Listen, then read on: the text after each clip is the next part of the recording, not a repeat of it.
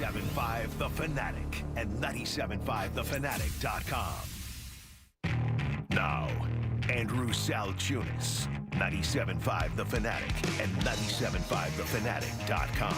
And a good Thursday morning, Philadelphia. I'm Andrew Salchunas, the midday show here on 97.5 The Fanatic. And, well, you know, we get to react to a press conference today.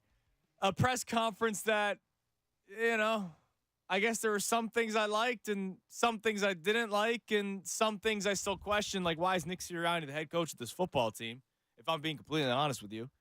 So yesterday I'm driving home, and that's when the press conference is going. And, you know, it's I'm in the car by myself, you know, nice and comfy, and I find myself talking to the radio as I'm listening to the press conference on 97.5 The Fanatic, right? I'm sitting here talking to the radio as if I'm arguing with Sirianni, as if I'm arguing with Howie Roseman. Because what I got out of it, all right, let's start with the good, okay? Because obviously everyone's tired of doom and gloom, but let's face it, it's not all that great in Eagles land right now. I would love to just put the green-colored glasses on and whoop-de-doo, the Eagles will be fine, la, la, la, la, la, right? Here's the good. All right, Howie Roseman at the end of his press conference was all, you know, I know we'll be able to fix this because we've done it before and blah, blah, blah, right? Like that we got this mentality. All right, that's great. The offensive coordinator, whoever that person will be, they want fresh ideas. They want him out of the family. And Nick Sirianni's going to take a step back, which is what I wanted, okay? Now, will that actually happen? We'll find out, but that is what I wanted. So I was happy to hear that Nick Sirianni will just be a head coach, which I have no problem with. I don't necessarily have the problem with the what is it that you do around here mentality. Or I don't care about that as much. I want the brightest offensive mind to call the plays and to, you know, scheme the game plan. And that's not Nick Sirianni. So that's what I'm going to get with whoever this new OC is. Now, they obviously need to hit it out of the park, whoever they hire as the new OC. But I like where we're going in that aspect, right? Sirianni taking a step back. He's just going to focus on everything else. It looks like Vic Fangio is going to be the defensive coordinator of the Philadelphia Eagles. It comes out literally during the press conference that the Dolphins fired him, and then it looks like he's going to Philadelphia. That's great. That's what they wanted 2 years ago. Now, here's the one problem. A rant that I've gone on the majority of the season was the Vic Fangio tree not really doing well in the NFL. Vic Fangio wasn't even the best defense amongst the Vic Fangio tree. In his defense, he was dealing with a boatload of injuries in Miami. So that would be tough to have your defense play well when you scheme it a certain way throughout an entire training camp and then you lose players for a long period of time. But if that's the guy that they want to get, okay, you're going to get the veteran coach and Vic Fangio as the DC.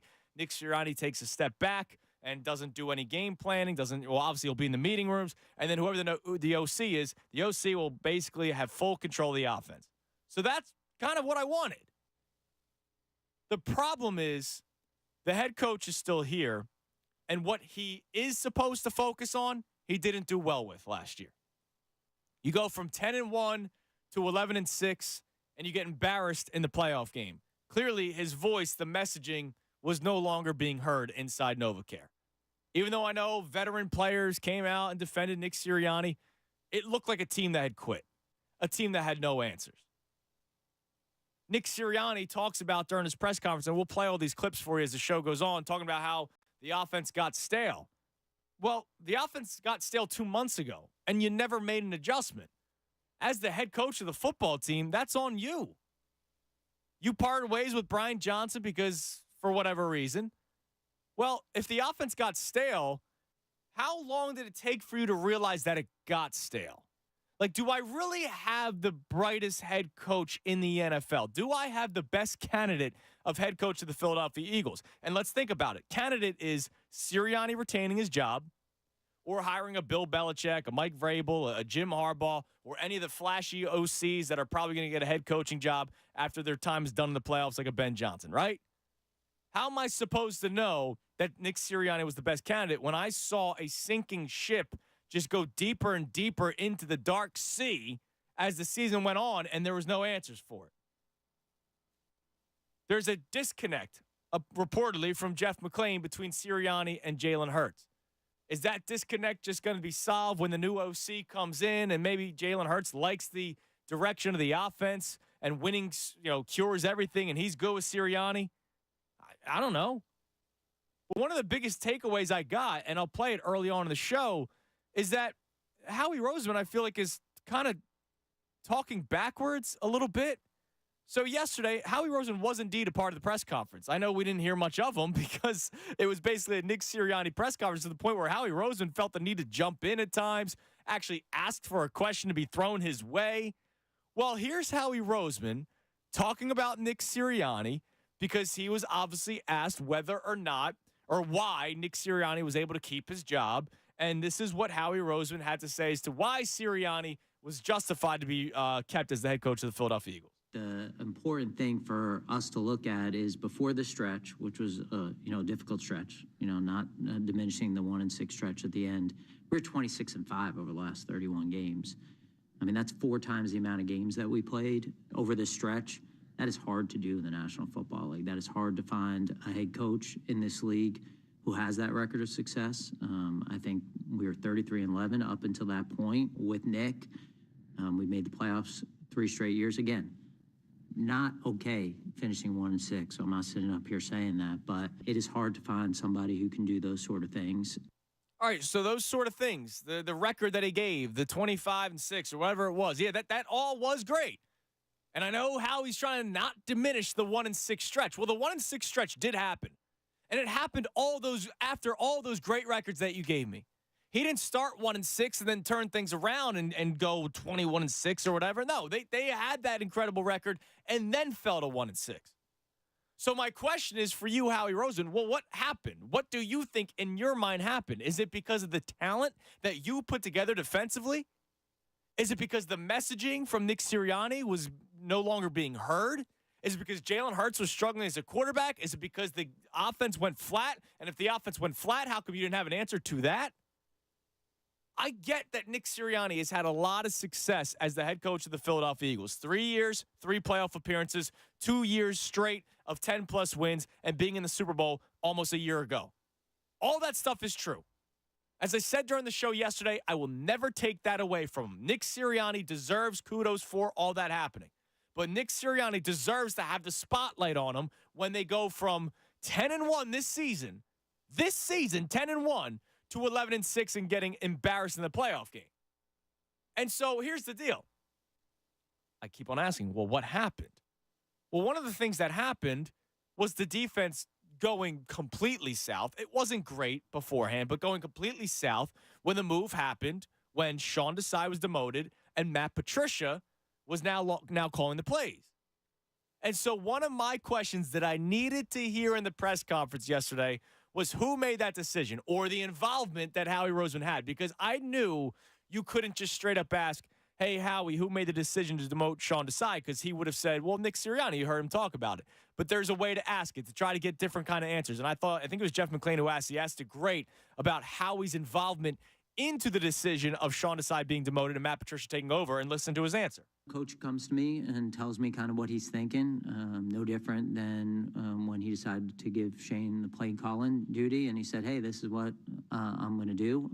I trust him with the coaching staff. That's his responsibility, just like he trusts me with my front office staff. And that's how we're structured here. That's how the relationship works. And I always want to be a supporter for him and a resource. So if he needs me to do something, if he asks me a question, if he asks me an opinion, in a situation like this, he had made up his mind. He had made a decision, and I'm going to support him. All right, so we'll stick by it. We'll stick by the fact or the story that Nick Sirianni made that decision, that Sirianni said that during the season. Howie Roseman just said it there, kind of confirming that it was Nick Sirianni's decision. That failed miserably. Failed miserably. And it's not just demoting Sean Desai and promoting Matt Patricia and people not really liking Matt Patricia in this city because the pencil looks stupid behind his ear and because the Nick Foles, BDN, beat him in the Super Bowl. Not just because of that, right? You have to take into consideration everything that happened because of it. You probably had some people not on board inside the locker room. Nick Sirianni did not speak to his players, to which he told us this. He said it in a press conference. He did not tell his players of the decision until after the decision was made. He did not sit down with his players to ask, hey, is this something that you would be comfortable with, okay? And if he did that, he probably would have heard guys like Darius Slay and Hassan Reddick, which they said to the media as weeks went on, hey, coach, it's going to be kind of hard to learn a defense this late in the season. I know it hasn't been great, but we're 10-1. We're getting stops. We took care of business against the Miami Dolphins, whose offense was best in the league. We took care of business against the Chiefs and shut them out in the second half. Why are we making this change? And then there's issues. Guys on defense in the game don't know where they're supposed to be at the right time. They don't have the right personnel in the field at right time. They had a guy in Christian Ellis playing the final snap of a game, and that was his first snap of the entire game. Like, there was more issues that went into this demotion of Sean Desai, the promotion of Matt Patricia, and not just our personal like or dislike for Patricia or Sean Desai. And because Sirianni, we're being told, was the one that made that decision, how is that not held more in terms of under the fire of Sirianni? Like, that should be something where we're going, all right, that's part of the reason why this season failed, because they were 10-1 before that move happened, and they fell to 11-6 and finished the season 11-7 because of the loss in the playoffs. Once more, I'm happy with some of the stuff I heard during that press conference. But I still don't believe that Nick Sirianni is that leader of men, or maybe still holds on to that locker room like we thought he did. I think he lost it, and I don't know how he gets it back. Would love to hear your reaction to the press conference yesterday at 610-632-0975. The question is whether or not you still have faith in this front office, you have faith in this coaching staff to rewrite the ship. Now, I've told you, I still believe in Howie Roseman to rewrite the ship in terms of personnel. I don't think they're going to go into this next season with the defense as bad as it was. He did say yesterday that the offseason last year, the priority was to establish an elite offense, in which they did. They just didn't have the right play calling and game planning, and Nick Sirianni's a part of that, and he's still here. But this offseason, I feel like it's pretty simple. And Howie Roseman, a guy who's a wizard with the cap, makes a lot of nice trades. The drafting has gotten better. It's not that hard to know what the Eagles should do this offseason. So I do believe in Howie Roseman to rewrite the ship from personnel. But do you have the faith in the Eagles organization to rewrite the ship in totality? And that means starting off the season hot and not being worried about Nick Sirianni's future. If they start off the season lukewarm or below 500 through a couple of weeks, the conversation of fire Sirianni starts early on. Love to hear from you, 610-632-0975. Coming up next, I'll play you some clips from Nick Sirianni. I played you 2 clips from Howie Roseman to start the show. I'll play you the man that spoke the majority of the time in the press conference yesterday. That was Nick Sirianni. It's all about the offense. What happened with Brian Johnson, what they're going to look for in the new OC, and what his role is going to be with the offense, which is probably my biggest takeaway, the fact that he's going to take a step back, which I do appreciate. I'm Andrew Salchunas, the Midday Show right here, 97.5 The Fanatic.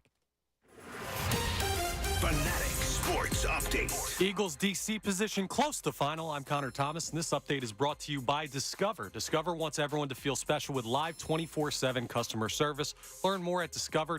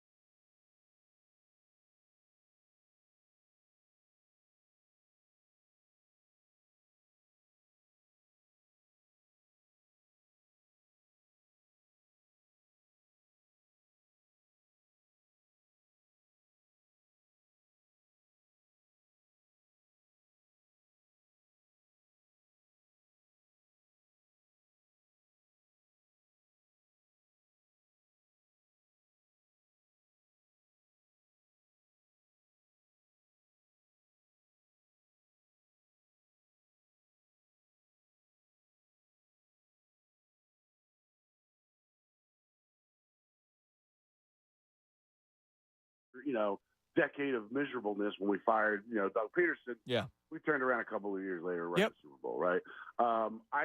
I love the Vic Fangio thing, right? I mean, he's the guy. If it wasn't going to be, if it's him or Rivera, right? I'm happy with that. I'll see what they do with the offensive coordinator. But you know what? I just feel like this team was built to win now, and it wasn't built to be a team led by coordinators that were not experienced. I just don't think they were experienced enough. Yeah, I mean that may have been it, right? You brought in two young guys, right? Brian Johnson, no offensive coordinator experience. Right. Sean Desai, barely any experience as a DC. And, yeah, we had Super Bowl expectations. Now, I know that happens, right? Like, I know teams lose their coordinators all the time, but you're right. Like, maybe they should have gone with the veteran route last year, and that could have been different. And that could have also helped Sirianni when times were tough. Absolutely. And the one veteran you did have, two of your biggest names on defense hate the guy. Right. I mean, right. And you also made that move in the middle of the season, and that was tough. And the players spoke about it, right? Like, Hassan Reddick didn't wait until the season ended to say it. Hassan Reddick said it in between weeks of a game. Like, he was having a media availability during a week of practice, and was like, yeah, it's kind of hard when you're trying to learn an entire new defense that you worked on during training camp as the season's gone on, and now all of a sudden we have to learn this whole new defense. You're right. I mean, you look at it, they have every right to say that, too. They were 10-1 at that point. Which is why I think Sirianni should be more under fire, right? Because he's the one that made that decision. Go ahead, give me the Go Birds. Go Birds. Thank you, Mike. Last he got upset. I almost hung up on him last time. So Sirianni was the one that made that decision. And if he's the one making the decision, then that should be even more of a reason why he probably shouldn't remain as the head coach of the Philadelphia Eagles. I get Howie Roseman's going to bring up past success. Yeah, I won't take that away from him. But the NFL is about adjusting. The NFL is about being ahead of the curve. Not just tweaking your offense every single year and running the same thing to the point where the opposing team knows exactly what you're doing. That's not beneficial. George on the cell. George, you're on the Fanatic. My bad, I had to take you off speakerphone. You're good. What's up, George? Laughing so hard. All right. Where do I even start? Oh, your question about do I have faith that they're going to – I told your producer I have faith that they're going to do exactly what they've been doing. Like, they're gonna draft an offensive lineman in the first round. They're gonna stick to what they've been doing. Goodness. It's like you just read my brain because I said that a couple weeks ago. And we might not like it. It may not be the sexy pick, but it's what has worked for them since Jeffrey Lurie took over. Oh my goodness! All right. Besides that, let me hurry up and get through the other points that I said I was going at. The Desai thing. I don't care what they say. I don't care what the players, veteran or not, say. As soon as Sirianni did that, they pretty much gave up, and we all saw it. Oh yeah, they gave up, and I was sitting back saying, "Look, if you're gonna talk about demoting Desai, you might as well have just fired." And not that I wanted Matt Patricia. No. I still don't understand why he was here in the first place. But if you're going to do that, you might as well just fire him. And everybody that I kept talking to about this was like, "Oh, we can't get any worse. We can't get any worse." Well, I thought so too. I'll be honest, George. I thought they couldn't get any worse, and I thought, all right, maybe Patricia, because he's a veteran in the league. Maybe he'll call blitzes at the right time, something like that. Just because I didn't think Desai was Jim Johnson either. You know what I mean? Like I was like, all right, let's see what they got. Dude, it got worse. And I give it to you on the Desai thing. Okay, it didn't look pretty. It looked bad, but it was like. No, I was like, no. And as soon as he did that, the proof was in the pudding to me. Like, okay, they just checked out. They completely checked out. That weekend before the playoff game. Oh, that Giants game.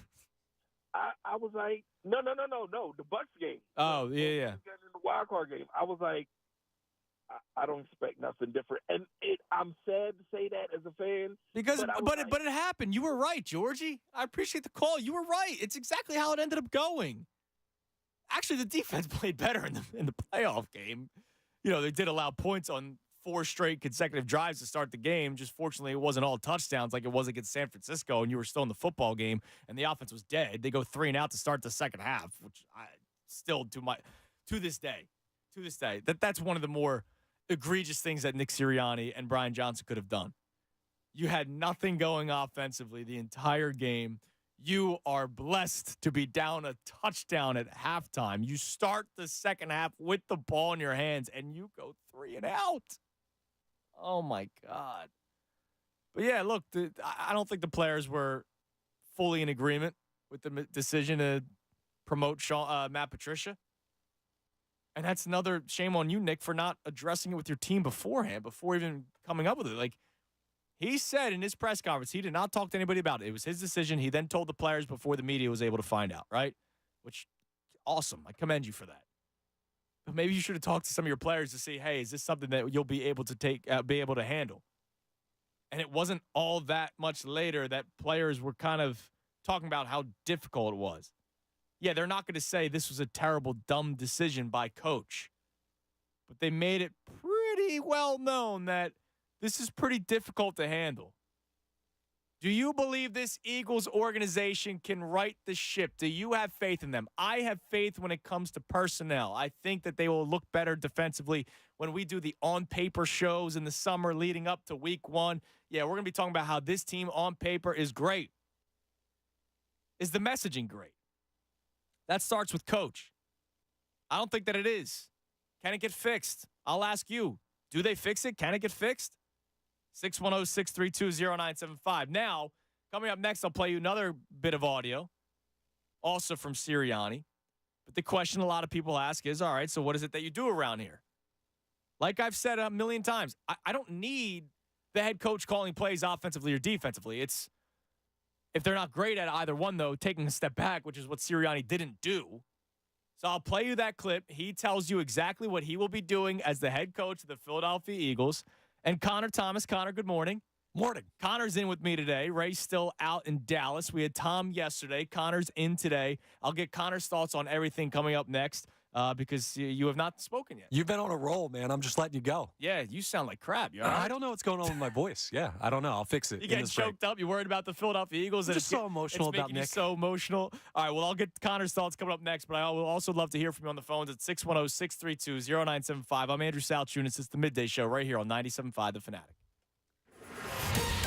Fanatic Sports Update. Fangio for DC. I'm Connor Thomas, and my voice finally sounds better. This update is brought to you by Discover. Discover wants everyone to feel special with live 24/7 customer service. Learn more at discover.com/credit card. Limitations apply. It was an off night in Philly sports last night, but again, the Eagles, they're always going to make news. And Adam Schefter reported this morning that Vic Fangio is on his way to Philly to officially sign a contract to become the Eagles' next defensive coordinator. But of course, there's questions about the head coach still. We heard a press conference with Nick Sirianni and Howie Roseman yesterday, and Sirianni was asked about what his role as the head coach will be going forward. My job is to be the head coach of the team, not the head coach of the offense, not the head coach of the defense, not the head coach of the special teams, but be the head coach of the football team. And so that's diving into that, building the culture, having a relationship with the guys on the football team. Having a relationship. I guess that's what he does here. The Sixers and Flyers are both back in action on the road tonight. Sixers are in Indiana playing the Pacers at 7 p.m. That game will be live here on the Fanatic. And the Flyers are in Detroit playing the Red Wings, also at 7 p.m. So that game will be on our sister station, WMMR.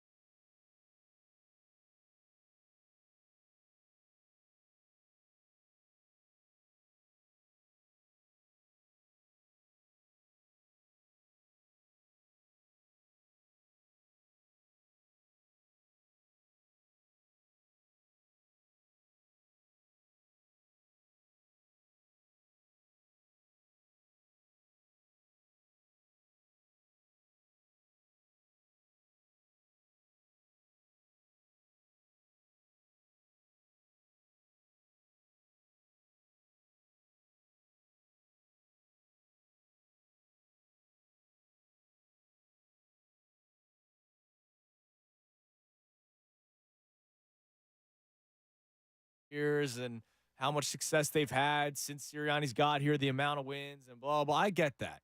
And then he tried to say, of course, we're not ignoring the fact that we went 1-6, but look at where we were before that. Look at our overall record dating back to other seasons before the 1-6 downfall. Well, Howie, you can't ignore the fact that the downfall did happen. They did go 1-6. And you just saying we're not ignoring it, that's empty. Because it happened. And that started with the head coach. He then explained that it was indeed Nick Sirianni's decision to demote Sean Desai and promote Matt Patricia. Well, Howie, when that move happened, that's when the downfall started. That's when it all went to crap. And yet, it's okay. We've had past success. There was a reason why I played the clips the order that it did, because the clip that I first played you on our trusty cut sheet is cut 6. That's the one where he talks about how great the record's been.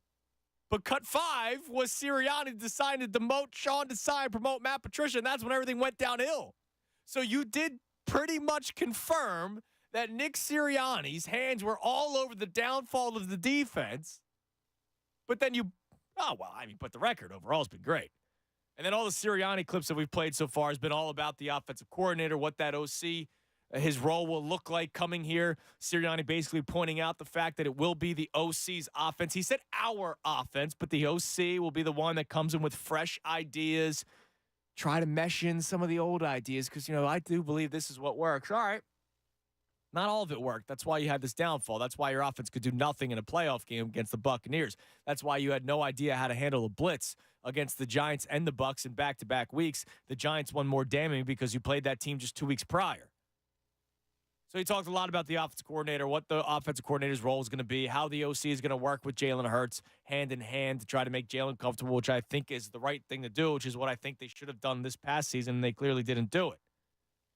So now that's leaving you all think and say, well, what is it that you do around here? Well, he answered that. Nick, if the offensive coordinator is going to be in charge of the offense and the defensive coordinator is going to be in charge of the defense, what is your role going to be? The head coach of the football team. What does that entail? How does it change?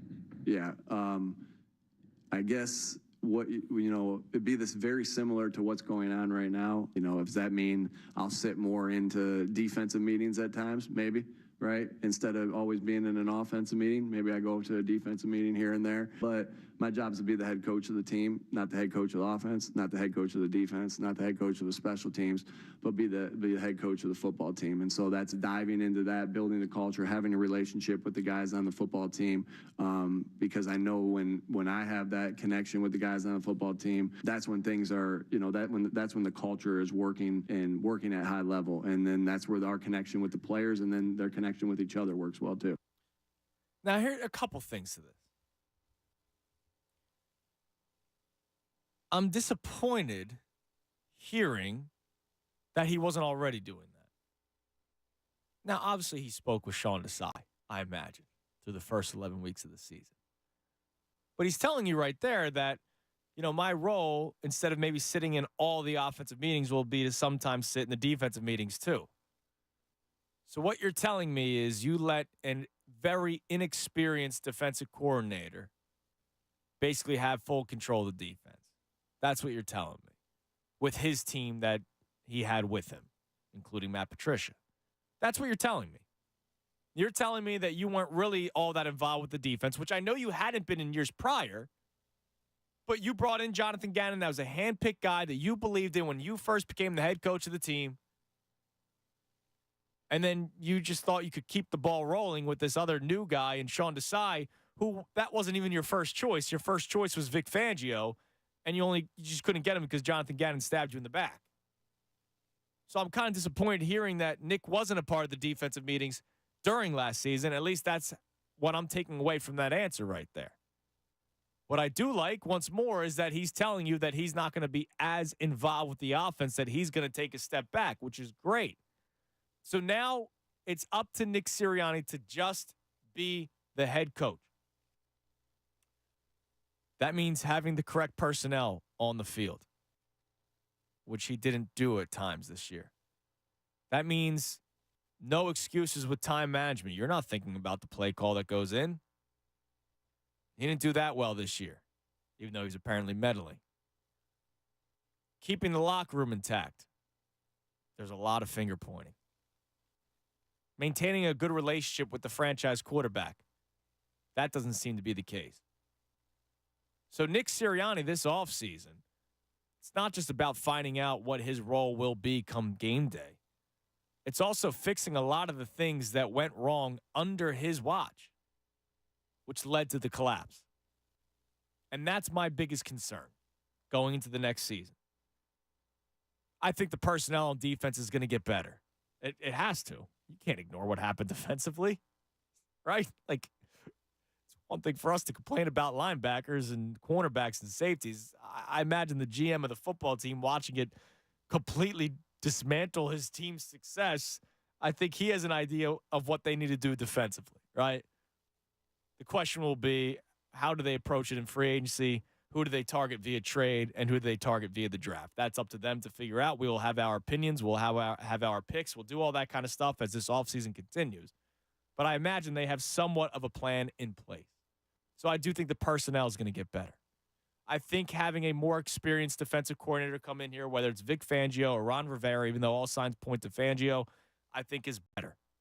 Jared Thomas checks in on social media. He says, why is everyone geeking out about us getting Vic Fangio? What has he ever done in the NFL? He's never won a Super Bowl. I understand that. I get it. But he's a bright defensive mind. He's not a head coach at this time of his career. I think he had a raw deal in Miami. I'm actually shocked they did fire him, unless there's a mutual parting of ways that we just don't necessarily know about, because we all know he wanted to come here from the beginning, right? He was going to be the defensive coordinator of the Philadelphia Eagles, had everything gone the way that they wanted it to, and it just didn't go the way that they wanted it to.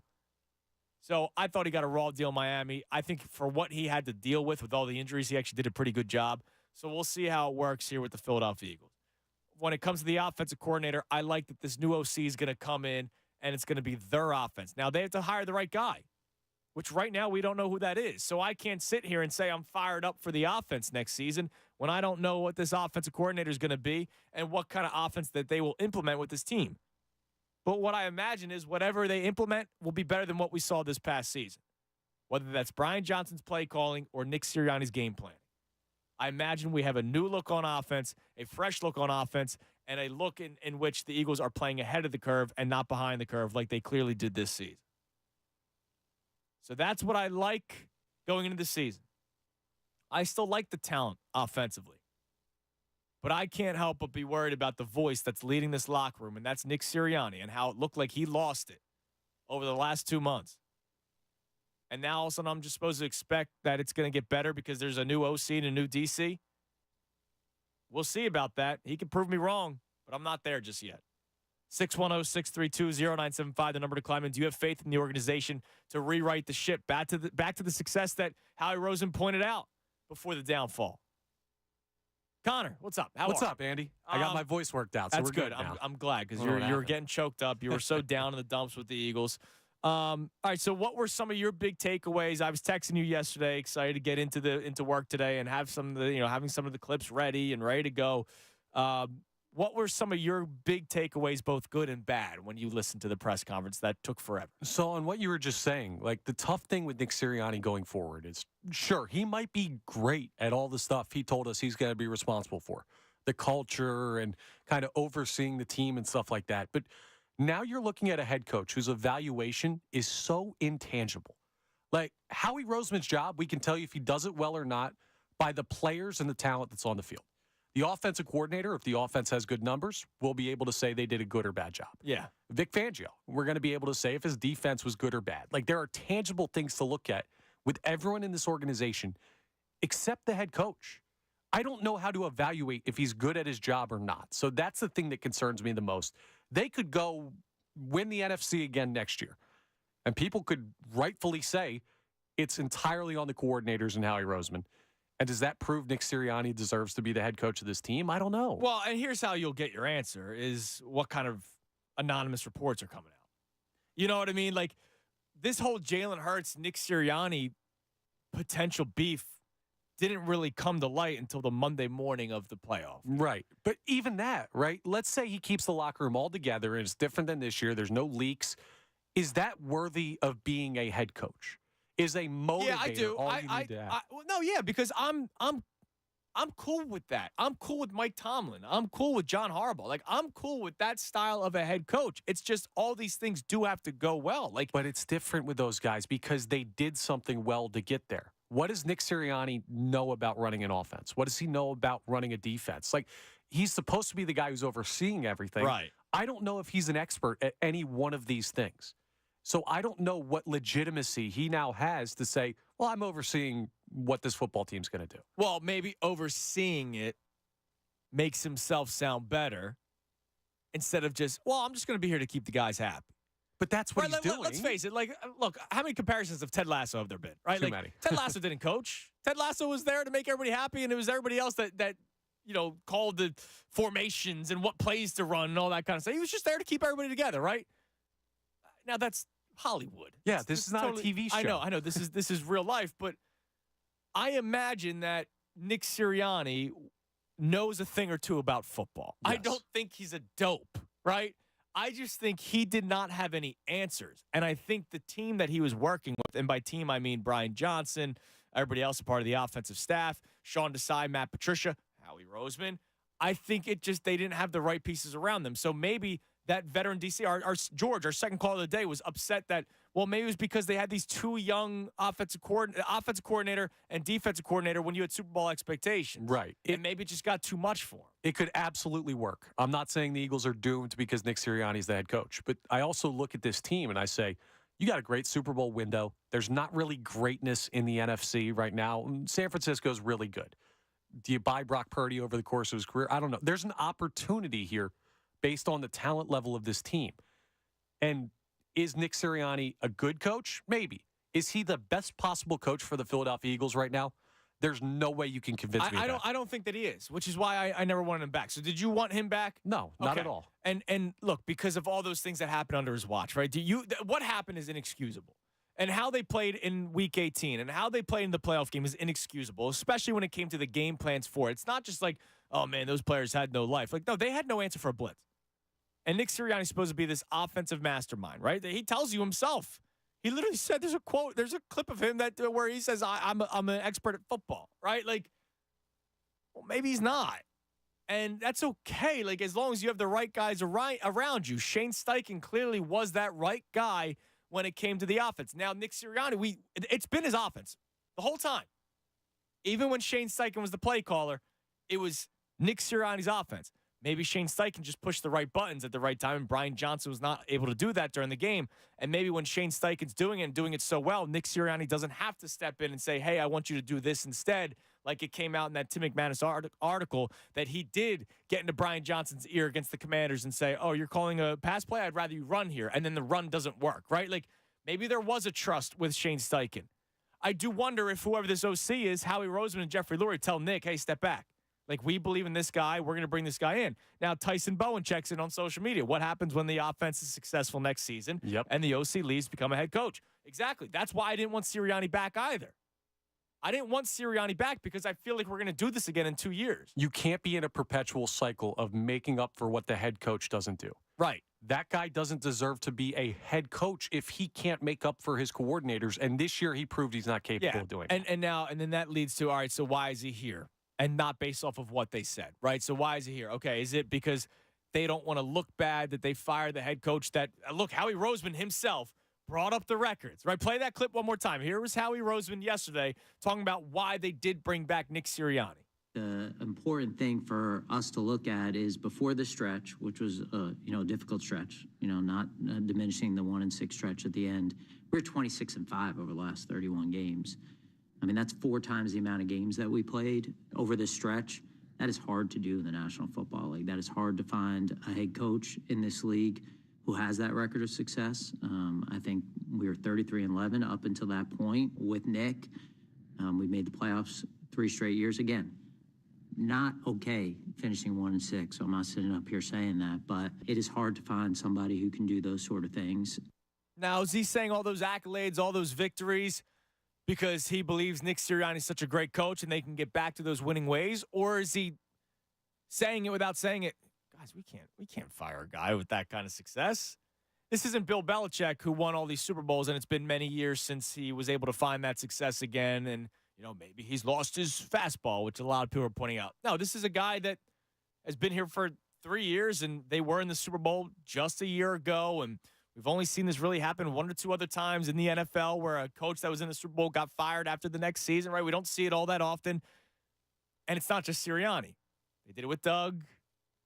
Chip was only here for a couple of years. Nobody is upset that Chip Kelly got fired, but this would be Howie Roseman's fourth head coach under his regime as GM and, president of football operations, whatever his exact title is. Is that part of the reason? Is part of the reason, hey, man, it won't be that attractive of a job if we keep on firing head coaches, so maybe we should hold on to Nick one more time, and if it goes downhill, well, now it's easier pill to swallow for us to move on from him, and it's an easier pill to swallow for potential coaching candidates down the road. I don't know. Is that the stuff that we're not hearing that may have gone into the decision? Maybe, but they don't have the luxury of looking at it that way. The way that Jalen Hurts' cap space works, his cap hit, it's going to balloon in a couple of years. Yeah. So you have a couple-year window. I don't think they're winning it all with Sirianni because I don't know what he does. And if they do, it'll only be on the greatness of the coordinators they hire. I firmly believe that. And then if they don't win this year, well, then you got to what? Fire the head coach. You got to bring in a new head coach and hope he wins it, as a rookie head coach or a first year, or you give him time. Forget that for a second. That new head coach is now bringing a new coordinator. Right. So you're killing everything. You're basically saying, okay, we're putting all our eggs in Nick Sirianni's basket right now, thinking we could still win in this window, because if this doesn't work out this year, it's start from the beginning and you're years away. Unless we're back to the Doug Peterson days of, hey, well, if you fire Doug, you do have that former head coach Jim Schwartz here. If you fire Nick, Vic Fangio is here. And that's why I think the OC has to have head coaching experience.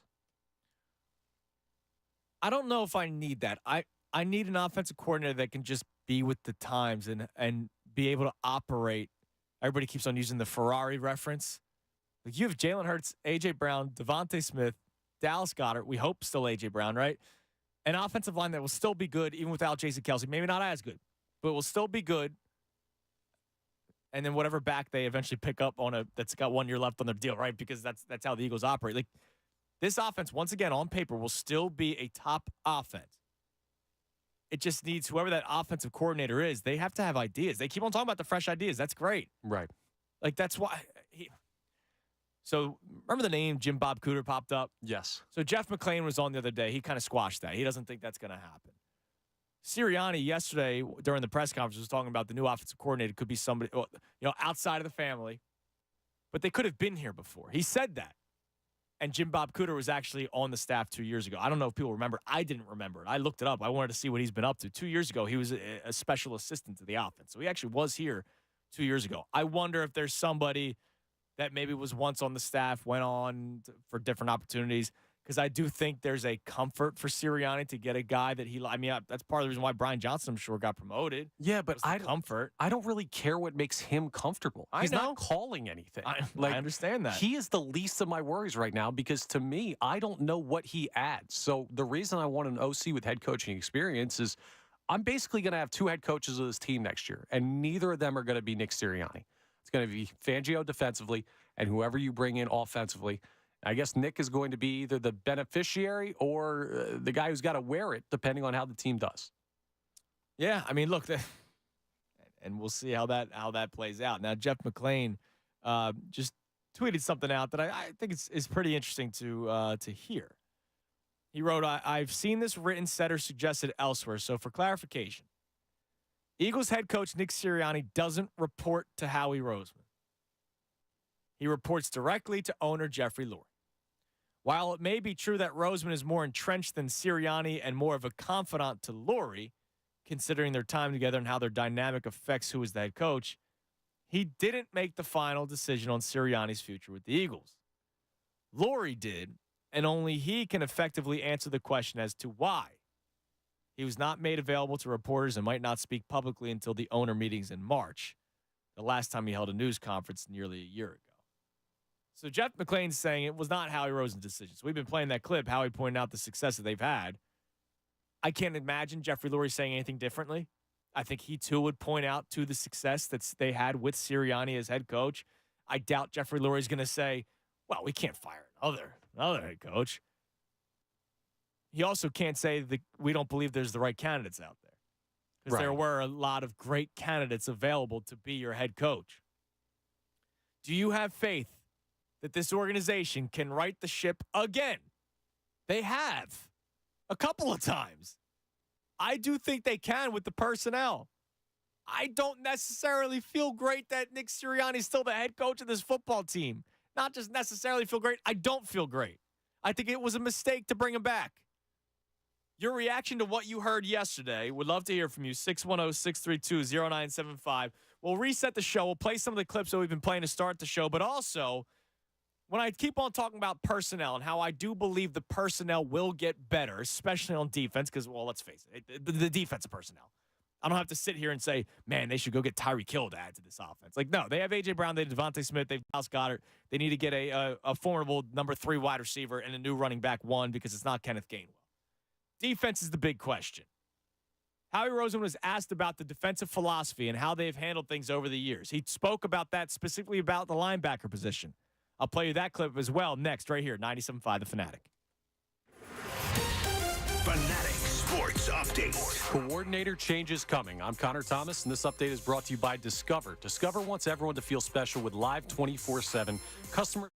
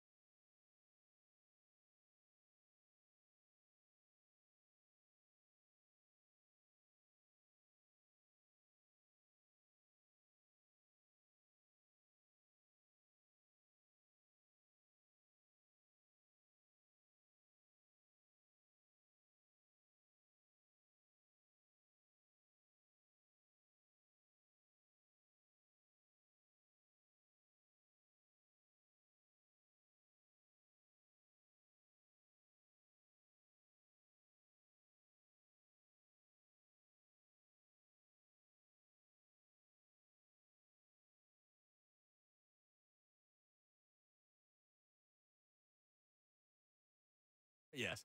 Bring me mediocre coordinator so I don't have to do this anymore. Not good enough to get another job, but good enough to hold this one. Yeah. Exactly. Let's just be 9-8 every single year. Less stress. That'd be great. Let's just do that. Is Jeff Fisher still out there? He might be. Yeah. Everybody, I hope you understand sarcasm. 610-632-0975. That's the number to climb in. We'll get to the phones in a second. We have 2 open lines, but I do want to play this clip for you. And then, as this segment goes on, I'll sort of reset everything that we've talked about. But we all knew that the linebacker conversation would happen during the press conference, whether the linebacker would be brought up via question or whether Howie Roseman would bring it up himself. Here he is talking about the defensive philosophy and the perception that's out there and not the reality inside NovaCare. I feel like we've had a long history of success here, building a team a certain way. And I think maybe there's some preconceived notions that, we're just at the linebacker position, that we don't care who we play at linebacker. And again, our 2 Super Bowl teams over the last 6 years, linebacker play was good, from those guys. And I think, if anything, it's my belief in the players that we have, the young players that we have. I have a lot of belief, and I know Coach does as well, in Nakobe Dean, and so I believe in the player. I believe in the person. We lost 2 linebackers at that spot, 2 good players from our Super Bowl team, and we had Nakobe wait in the wings. We drafted him for that role. Obviously, it didn't work out perfectly for him this year. That doesn't change the belief we have in the player. It's funny because yesterday during the show, we got into the conversation of how the defense would come up. And I basically said word for word what Howie Roseman was eventually going to say. He was going to talk about how they used high capital on a guy that we really like in Nakobe Dean, right? Last year we brought in Kazir White. People say that we don't spend money on free agents. Oh, we brought in Kazir White last year, and look what happened when we went to the Super Bowl. Now let's break that down a little bit, all right? I'm glad that you still have faith in Nakobe Dean. What I saw out of him when healthy this year was not good. He made a play in like week 1 or something like that with a tackle behind the backfield. And then after that, he was not good when he was on the field. Now, part of it, was it because he was hampered by his original injury? Maybe. That could be the case. And he's coming into a new defense that he's still trying to figure out. And he missed 4 weeks early on in the season. Maybe that's why he wasn't all that great. I don't know. Or is it because there's a reason why he fell to the 3rd round and maybe he's not as great of an NFL player that we all kind of thought he would be when he was originally going into the draft out of Georgia? We all thought it was a steal in the 3rd round, but I'll take his word for it, right? They think highly in Nakobe Dean. But last year, he talked about the linebackers that were good last year. Obviously, you can't say them by name because they're no longer here. That's T.J. Edwards, who's now with the Chicago Bears, and Kazir White, who's with Jonathan Gannon with the Arizona Cardinals. T.J. Edwards, I know you drafted him or you brought him in as an undrafted free agent. I forget what his background was. You brought him back on a 1-year deal. It's not like you found this guy and you paid him big money or he was on another team as a free agent. No, you brought him back on a 1-year, basically team-friendly deal because he hadn't made a name for himself in the NFL yet. Kazir White, the Chargers wanted nothing to do with him anymore. So you brought him in on a cheap 1-year deal. Zach Cunningham this year, you brought in on a cheap 1-year deal. Talk about the Super Bowl team in which you won. Yeah, you had some decent players, but like we're talking Nigel Bradham, Joe Walker, 7th-round pick, right? Like we're not talking about these incredible linebackers. Now, they were good enough in order for you to win the Super Bowl and get to the Super Bowl. I can't take that away from Howie Roseman. But is that always the best recipe? We're talking about sustaining success as well, which is the biggest issue with the Eagles. To Howie Roseman's credit, he is able to flip the switch, reshape the roster, find veterans, find guys on 1-year deals, make trades for guys that are about to go into free agency the following year. He is very good at that. He's very good at fixing things, which is why I do believe personnel-wise, Howie Roseman will make the right decisions this offseason to get back to it. But then that leads to the next question of sustainability. Okay, so you're going to sign a couple other players to 1-year deals, and then they get paid elsewhere for big money. You didn't want to. Look, I don't blame the Eagles. I've said this a million times. I don't blame the Eagles for the Chauncey Gardner-Johnson situation, but you couldn't get him the contract that he wanted, even though it was just basically backwards. He wanted money up front. You wanted money on the back end, whatever. You don't come to an agreement. Look what he's doing. He's in the NFC Championship game with the Detroit Lions. And you clearly missed him this season. You clearly missed that kind of a player on your defense. So it's great that you were able to get him for very low draft capital, making that trade with New Orleans. But what did it do? Got you to a Super Bowl, and then you lost him. that might not be the best plan. It may work with running backs because, unfortunately, for running backs are a dime a dozen, right? But it might not be the best plan of attack every single year with players on defense. You want to bring in vets that are rotational pieces on one-year deals, fine. Not starters. Because every time you think you have something going defensively, you lose it.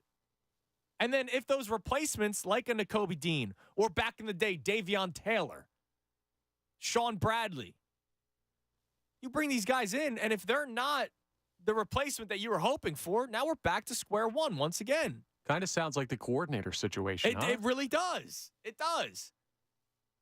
Now, you could get lucky and you can bring in a Vic Fangio who might not get another head coaching opportunity, and he may just be here until the day he wants to retire as a defensive coordinator in the NFL. But, you know, this new hot commodity OC that they'll probably try to go after because that's the way this league is going, you're going to lose them in a year or two. Right. Which is why you probably should just hire that person to be head coach, and then you don't lose them. And that's it. This whole organization's main issue is they settle for what could work rather than going for the best possible plan. Go for the best candidate, not what has worked in the past. Go for a great linebacker, not, we've survived it in the past because we might have gotten lucky a couple years. I want to see this organization change the things that are not working rather than saying, well, they've worked before, so we're going to take a chance. And that was Nick Sirianni's offense. Before the season started, he speaks with Jeff McClain and says, it's not about recreating doing a whole new offense. It's about just making what we've done in the past even better. That was his belief on the offense. Dawood checks in. Please help me out before I lose my freaking mind. Nick just said Brian Johnson was released so we can come up with some fresh ideas. They were all Nick's ideas. Now, I do believe there's a partnership. Like maybe Brian Johnson had some ideas of his own.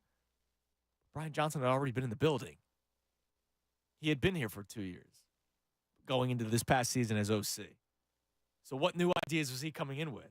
No, he was just already a part of the coaching tree. He didn't come up with any new ideas. They stuck with the offense that had worked in the past, and I guess did not take into consideration the fact that teams adjust to what you do.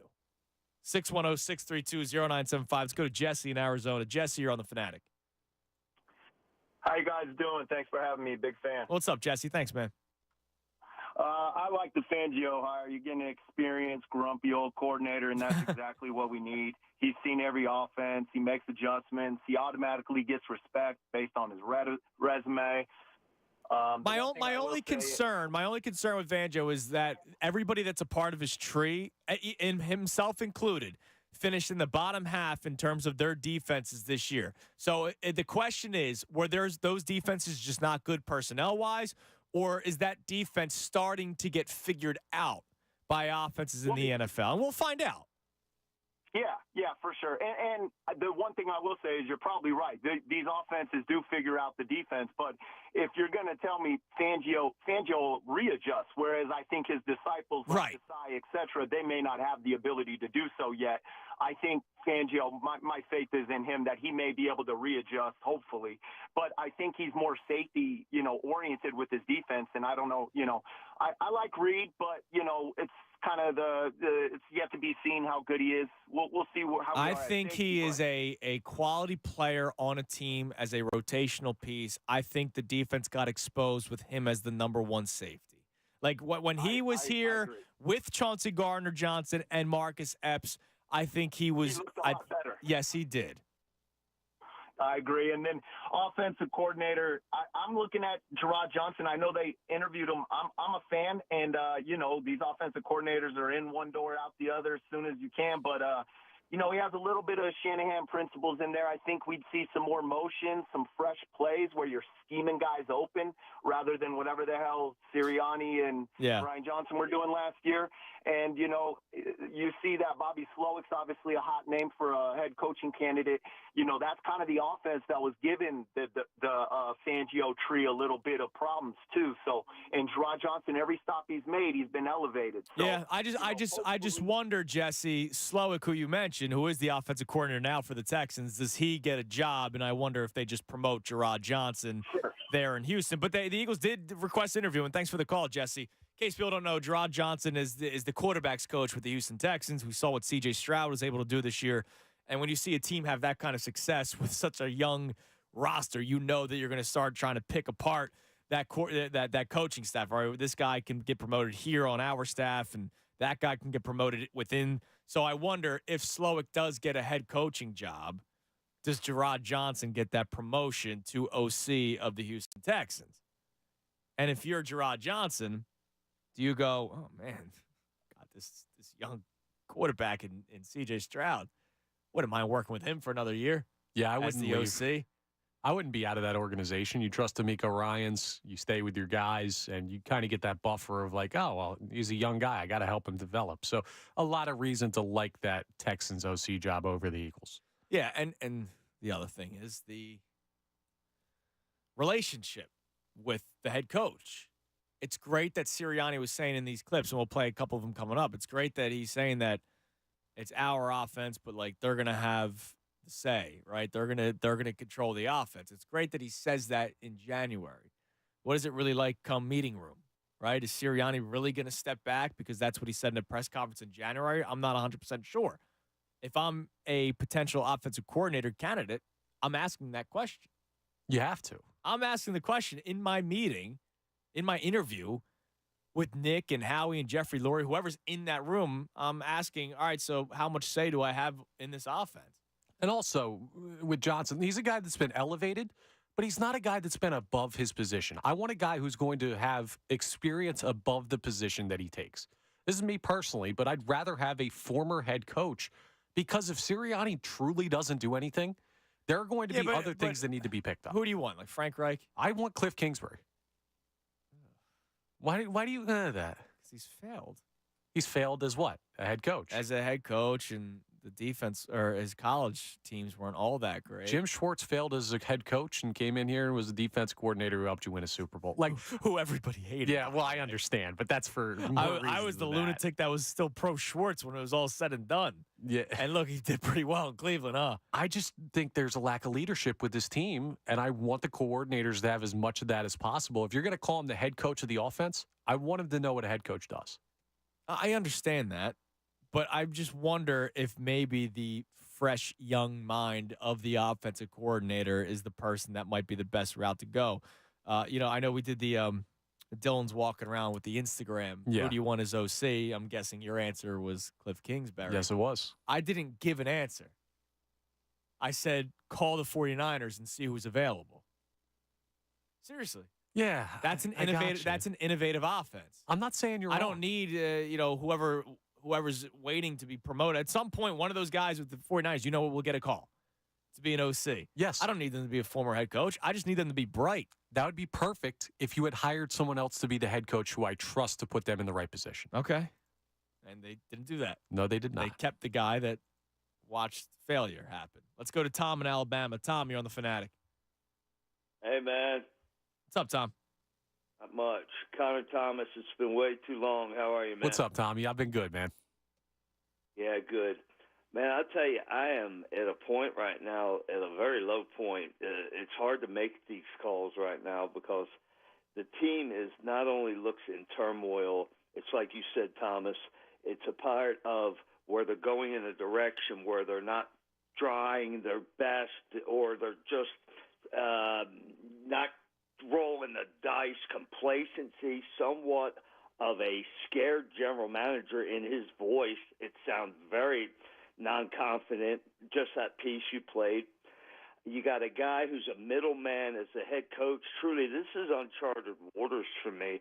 And if they think this looks good on the outside, it looks bad, and it looks very bad. And I'm not going to lie to you, I don't want Nick Fangio. I don't want Bilsbury, the guy that was the coach for Phoenix. I don't like either one of them. And I just, the general manager is supposed to replace the coordinators, not the head coach, just like he's supposed to pick up the head coach. Well, they're going to work together. I think. Look, let's face it. Howie Roseman and Jeffrey Lurie will have final say over who the coordinators will be. Well, you see, it all goes back to Chip Kelly. They're going to base the rest of time. For sure. For sure. And, Tom, not just Chip Kelly, whether you want to admit it or not, and I know this is hard, they have had success doing it the way that they're doing it. Now, have they had sustainable success? Clearly not. But they've had success. They've been in 2 Super Bowls since Chip Kelly, and they won one of them. doing what they believe is right. In which you make my point being where I think at the end of the day it's more so worried about a profitable already bottom line other than Super Bowl championships. Well, no, I think they want to win Super Bowls, Tommy, and I appreciate the call. Like, I don't think they don't want to win Super Bowls. I don't think they're just happy with how much money they make and winning 10 games and all that kind of stuff, because if you're not winning Super Bowls, that's what gets people fired, because that's the ultimate goal, right? Unless you're the Cincinnati Bengals with who do they have? Marvin Lewis for 25 years, right? Like, most teams, if you're not winning a Super Bowl or you're not close to winning a Super Bowl, you move on from your head coach. You try to find the next guy that gets you over that hump. Now, here's Howie Roseman more from yesterday to Tom's point. So Tom's worried that maybe they're reaching the end of the line here. Howie Roseman believes they have the right people in the building. Can't lose sight of the big picture. We have a lot of good people on this football team. We got a lot of good players. We got a lot of good coaches. We got a lot of good people in this building. I look around this building, I couldn't be more proud of the people. That doesn't mean we can't fight through adversity. That doesn't mean we can't overcome this and take this back to the level and beyond that we were at last year. It's not going to take a snap of the fingers. We got to work hard. We got to do whatever we can to have the right people, bring in the right people to do that. But we have a lot of those pieces in place. This cupboard isn't even close to bare. I don't think that it is. I don't think that it's bare. I think you have talent offensively. Yeah, I could be prouder of the people, though. That I couldn't be prouder. Yeah, I don't know. Like, one of the things I'm really upset about, and I was going to talk about this later, but one of the things I was really upset about was I didn't hear anybody ask Sirianni about him and Hurts, like the relationship there. Because that has since popped up a couple of times since the season came to an end. And I didn't hear anybody ask, what's your relationship like with Jalen Hurts? Now, he would have lied or whatever. He would have said everything's fine, we're good, Obviously, we have some things to work on, blah, blah, blah, But I don't know. That's a pretty big deal there when the head coach and quarterback are reportedly not seeing eye to eye and hadn't been seeing eye to eye for 2 months. And during that 2-month span, you went 1-6. That's not good. But I do agree with Howie, going back to it, that they do have talent offensively. Defensively, they might not, but they have a handful of draft picks. They have cap flexibility. It's not that hard of a plan. It's just how they execute it, which we'll find out, and how to reinvent that defense. And let's face it, Vic Fangio is already the defensive coordinator of the Philadelphia Eagles. Like that's happening. There's no. I will be surprised if he's not the defensive coordinator of the Philadelphia Eagles at this point. We know that. It happens during the press conference. The press conference got delayed. And then all of a sudden it pops up that Vic Fangio got fired by the Dolphins. I wonder why it was delayed. And then Adam Schefter puts out that, all signs pointing to him going to Philadelphia. Like, come on. Anyways, real quick. Zach Levine. Yeah. A guy that I've coveted for many, many, many years when he was with Minnesota. This team confuses me. Not the Sixers. But the Detroit Pistons. Wait. And Bulls have discussed a trade centered around Zach Levine. So a trade doesn't happen. What are they trying to get to 10 wins? I guess. I can't believe this. The reporter's, his name's James Edwards. He covers the Pistons for The Athletic. The Bulls would like a return of Bojan Bogdanovic, who I want, if they don't go after Levine, I want Bogdanovic as that, role player that you can acquire for probably cheap. He's got 1 year left on his deal after this season. It's a contract that's favorable to the Sixers. But then one other player. It could be Thompson, Alsar Thompson, Jaden Ivey, Jalen Duren, or Cade Cunningham. What are we doing Why would the here? Pistons do that? They wouldn't. Wow. I know their team stinks. Yeah. Have they reached 5 wins yet? Maybe. Are they still at 2? I think they're at 4 or 5. Oh, they're 5. They won. Yeah. They won yesterday. They're 5-39. Oh, so they're feeling a heat check. Yeah, congratulations. They're trying to make a way into the play-in tournament. If I'm the Bulls, hell yeah, I'm doing it. Yeah, 100%. Zach Levine doesn't want to be here. I might as well try to get Cade Cunningham, who could be the next big thing. At least that's what they're trying to push. But if you're the Pistons, why are you doing that? Yeah, the thing we got to accept about sports in general, and this feeds back into the Eagles conversation, the fact that you're a front office member or a coach of a professional sports franchise doesn't preclude you from being an idiot. Now, I'm not calling Nick Sirianni or Ali Roseman an idiot. I'm not saying that at all. But we assume that because these guys got to this position, they're locked into, they'll never make a crazy move that no one agrees with. Right. Some people are just dumb, and bad organizations are dumb more often than not. And I don't know, maybe something weird happens. He's under contract through 2025-26, and then after that season, there's a player option. Why would the Pistons, a rebuilding team? Couldn't tell you. I don't know. All right, that's the latest in the NBA as we get closer to the NBA trade deadline. The number to climb in is 610-632-0975. Coming up next, I'll replay a lot of those Nick Sirianni clips about the offensive coordinator situation and what Nick Sirianni's role is going to be with the offense. My question for you, do you have faith in this organization to rewrite the ship? We put out a poll. I don't know. Did you see this poll on Middays that we put out 2 days ago, 3 days ago? I haven't. All right, I'm going to run the question by you, and I'm going to tell you what the answers are because I was shocked. I looked at the final results at the end of the show yesterday with Tom. We put it out with Ray a couple days ago. The final results happened during the show yesterday. I wonder if we redid the poll, what the results were, but I'll tell you right now, the results shocked me. I want to hear your response to the results, but also your response to the question itself. And then we'll replay you some of these clips from Nick Sirianni about the offense. And also one that we haven't played yet, how he realized, thankfully, that he has to reprove himself. Because that 1-6 collapse was eye-opening. Not just for you and I, Connor. Not just for Eagles fans, but inside NovaCare as well. I'll play you that clip next right here on 97.5 The Fanatic.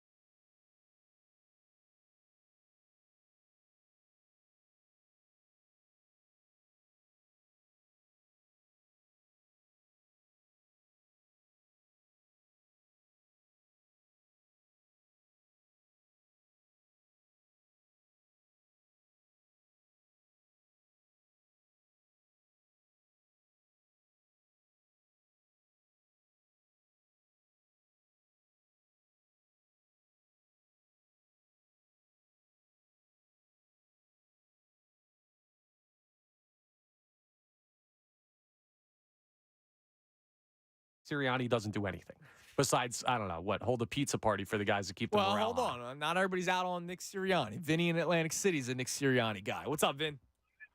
Yo, what's up, Andrew? What's up, man? I just that you got to pump the brakes just a little bit on him. Okay. To me, just looking at the NFL, the most important thing is longevity, just for success in general. It seems that, like, when I look at it, they're looking at it to be – he wants to be like a Harbaugh from the Ravens, more of a CEO, more of like – and I agree with that. Which I'm cool with. I think he can do that. Now, Fangio is a big part of it. I think that you can have him for the next 7-8 years. That's just consistency right there on the defense side of the ball. To me, he is a good leader in the sense where you saw all the players picking up for him. They had his back. I think this really, really is Howie Roseman's fault. Just to avoid the linebacker position, to avoid the safety position, older cornerbacks stuck in his ways, they have to shift on defense. And to me, it just goes hand in hand. Defense, offense, they play off of each other. He was in a hard spot. Yeah, I just find it interesting, Vinny. I remember when Derek Gunn first reported that there was an anonymous player that was complaining about the offense being too predictable, which we all agreed with, right? Like, I don't think anybody disagreed with that. I remember I read that report on the air, and I said, wow, that's the first time in the Nick Sirianni regime where something came out of the locker room. Right? So whose fault is that? Is that the OC's fault? Is that Brian Johnson's fault? No, I just wonder, all right, so that was the first of it, right? And then more and more stuff started to trickle out. Tim McManus is reporting on things. Jeff McClain is reporting on things. There's national media stuff coming up. The Jay Glazer report that all of a sudden Matt Patricia has taken over as DC, in which that was Nick Sirianni's decision, according to him and Howie Roseman. And I just felt like all of a sudden more and more stuff started trickling out of the locker room and out of NovaCare, which is something I hadn't seen the first couple of years. And I wonder if the Nick Sirianni regime, that leadership that you talk about, that trust that he has from the players, if that's starting to wane a little bit. I think that we got to give him another chance with the new coordinators and see where it goes from there. Yeah, and he's going to get it, Vin, right? He's going to get really and 2 weeks ago or 3 weeks ago, I thought he was back. I had no doubt about it. And thanks for the call, man. I said on these airwaves, we did the 2024 time capsule show. Ray and I did. And I asked a bunch of random questions, right? Like, will there be anybody in Philadelphia that wins an individual award? And I said Joel Embiid would win that individual award as long as he plays the correct amount of games and he qualifies, right? Ray gave like Bryce Harper as his answer. I asked, would anybody win a championship, right? And obviously it's Phillies, Flyers, and Sixers because the Eagles, it wouldn't be till 2025, right? All that kind of stuff. And one of the questions I asked was who on the Philadelphia fan hot seat? Not what anything's being reported. I'm saying the Philadelphia fan hot seat. Who will still be here through 2024? Who will not be here through 2024? My not was Brian Johnson. Yeah. He's not here. Ray actually thought he would still be here. You had to sweat that out till January, whatever. Yeah, it lasted really long. My who will remain through the entire calendar year was Nick Sirianni. So I said that before the Giants game. Because they play the Cardinals New Year's Day, right? Yeah, before the first Giants game you're talking about? Yeah. When did they play the Cardinals? It was New Year's Day, I guess. Right? Yes. Or was it the Giants? Yeah, it was New Year's Day. Yeah, because Christmas, New Year's Day, and then some other day. The Giants game, the second Giants game was January 7th. So between December 31st, the loss to the Cardinals, and then the final loss to the Giants, I no doubt in my mind he's back here next year. They'll turn, it's going to be all right, blah, blah, blah. That loss to the Giants completely changed my opinion. Because, A, it didn't look like guys wanted to play. B, the second Sidney Brown, A.J. Brown are down. I think they were looking at, why are we still out here, right? He had no answers for a blitz. He puts Jalen Hurts back into a game after he dislocated his finger or allowed him to go back into the game and had such a boyish charm after the game. Like, oh, man, Jalen's so tough, man. He's so tough. He wasn't going to not let him go back in the game. You're the coach, dude. Playoffs are next week. All right, this second half or the second quarter against the Giants is meaningless, okay? And just so much stuff happened that all of a sudden I changed my opinion like that. You're going to end up being right, though. Well, unless they go out the gate slow. Even it's too easy of a schedule. did W's and L's already? No, we'll get to that in a couple months. But no, I'm just saying. W's and L's already? No, but I've seen who they play. There's no juggernaut stretch. Oh, I know. And he's not gone until they're eliminated. So that'll be through 2024. I didn't think he was going to be the head coach to start 2020. I didn't think so either. And then I said, what will really make him lose his job is if they get embarrassed by the Buccaneers, which I didn't think they would get embarrassed by the Buccaneers. I thought they were going to win. Ugly, but I thought they were going to win. And they got embarrassed by the Buccaneers. And yet he's still here. By the way, coaching news in the NFL, the Panthers are going to hire Dave Canales, the offensive coordinator for the Tampa Bay Buccaneers. Ooh, we know what happened there in the wild card round. He made Baker Mayfield look like Tom Brady, pretty much. I was watching Brady to Gronk in that wild card game, but it was Mayfield to Otten. I was watching Baker Mayfield throw to Kate Otten, and it looked like Brady to Gronk. At least we got a new DC, or we'll get a new DC, and we all know it's going to be Vic Fangio. Number to climb in is 610-632-0975. I kind of touched on this earlier. Something I didn't hear yesterday that bothered me. And I respect all the reporters that are down there. All right, so I'm not ripping any reporter that's down there. But there was something that I didn't hear that upset me, because I would love to get an answer on this, and we'll probably get it at some point during the offseason. Or there might be another story that comes out in the next couple of weeks now that we know Nick Sirianni is remaining as the head coach. But something I didn't hear yesterday that bothered me a little bit, but we do have something that Sirianni said about Jalen Hurts. So we'll play that clip for you next right here on 97.5 The Fanatic. With the NFL playoffs going on, you've got to win one game at a time. But when you bet the NFL playoffs on FanDuel in partnership with Valley Forge, well, one game can mean a lot of wins. And if you don't win, you can play another game too. FanDuel is all your favorite bets like the money line, spread, plus all sorts of prop bets. Anytime touchdown score is always a fun one. I would look at Lamar Jackson to be an anytime touchdown scorer this weekend against the Chiefs. I think the Ravens win this game against the Chiefs. So I think Lamar's going to have to do a lot of stuff. Spags is there. Spags does know how to wreak havoc. I think Lamar Jackson's going to have to do some stuff with his legs as well. So maybe take a look at his over and rushing yards. Every day there's an NFL playoff game. FanDuel is giving all customers a no-sweat same-game parlay. That's awesome. So if I'm giving you an anytime touchdown for Lamar, his over and rushing yards, and if you want to go Baltimore money line, that's 3 legs right there. When you combine all your bets for a chance at a bigger payday, you'll get bonus bets back if your SGP doesn't win. Just visit FanDuel.com/Fanatic if you don't already have an account, and make every moment more with FanDuel, an official sportsbook partner of the NFL. You got to be 21 plus and present in PA. Minimum 3-leg parlay required. Refund issues, knowledgeable bonus bets, which expires 7 days after receipt. Max refund $5 unless otherwise specified. Restrictions apply. See terms at sportsbook.fanduel.com. Gambling problem? Call 1-800-GAMBLER.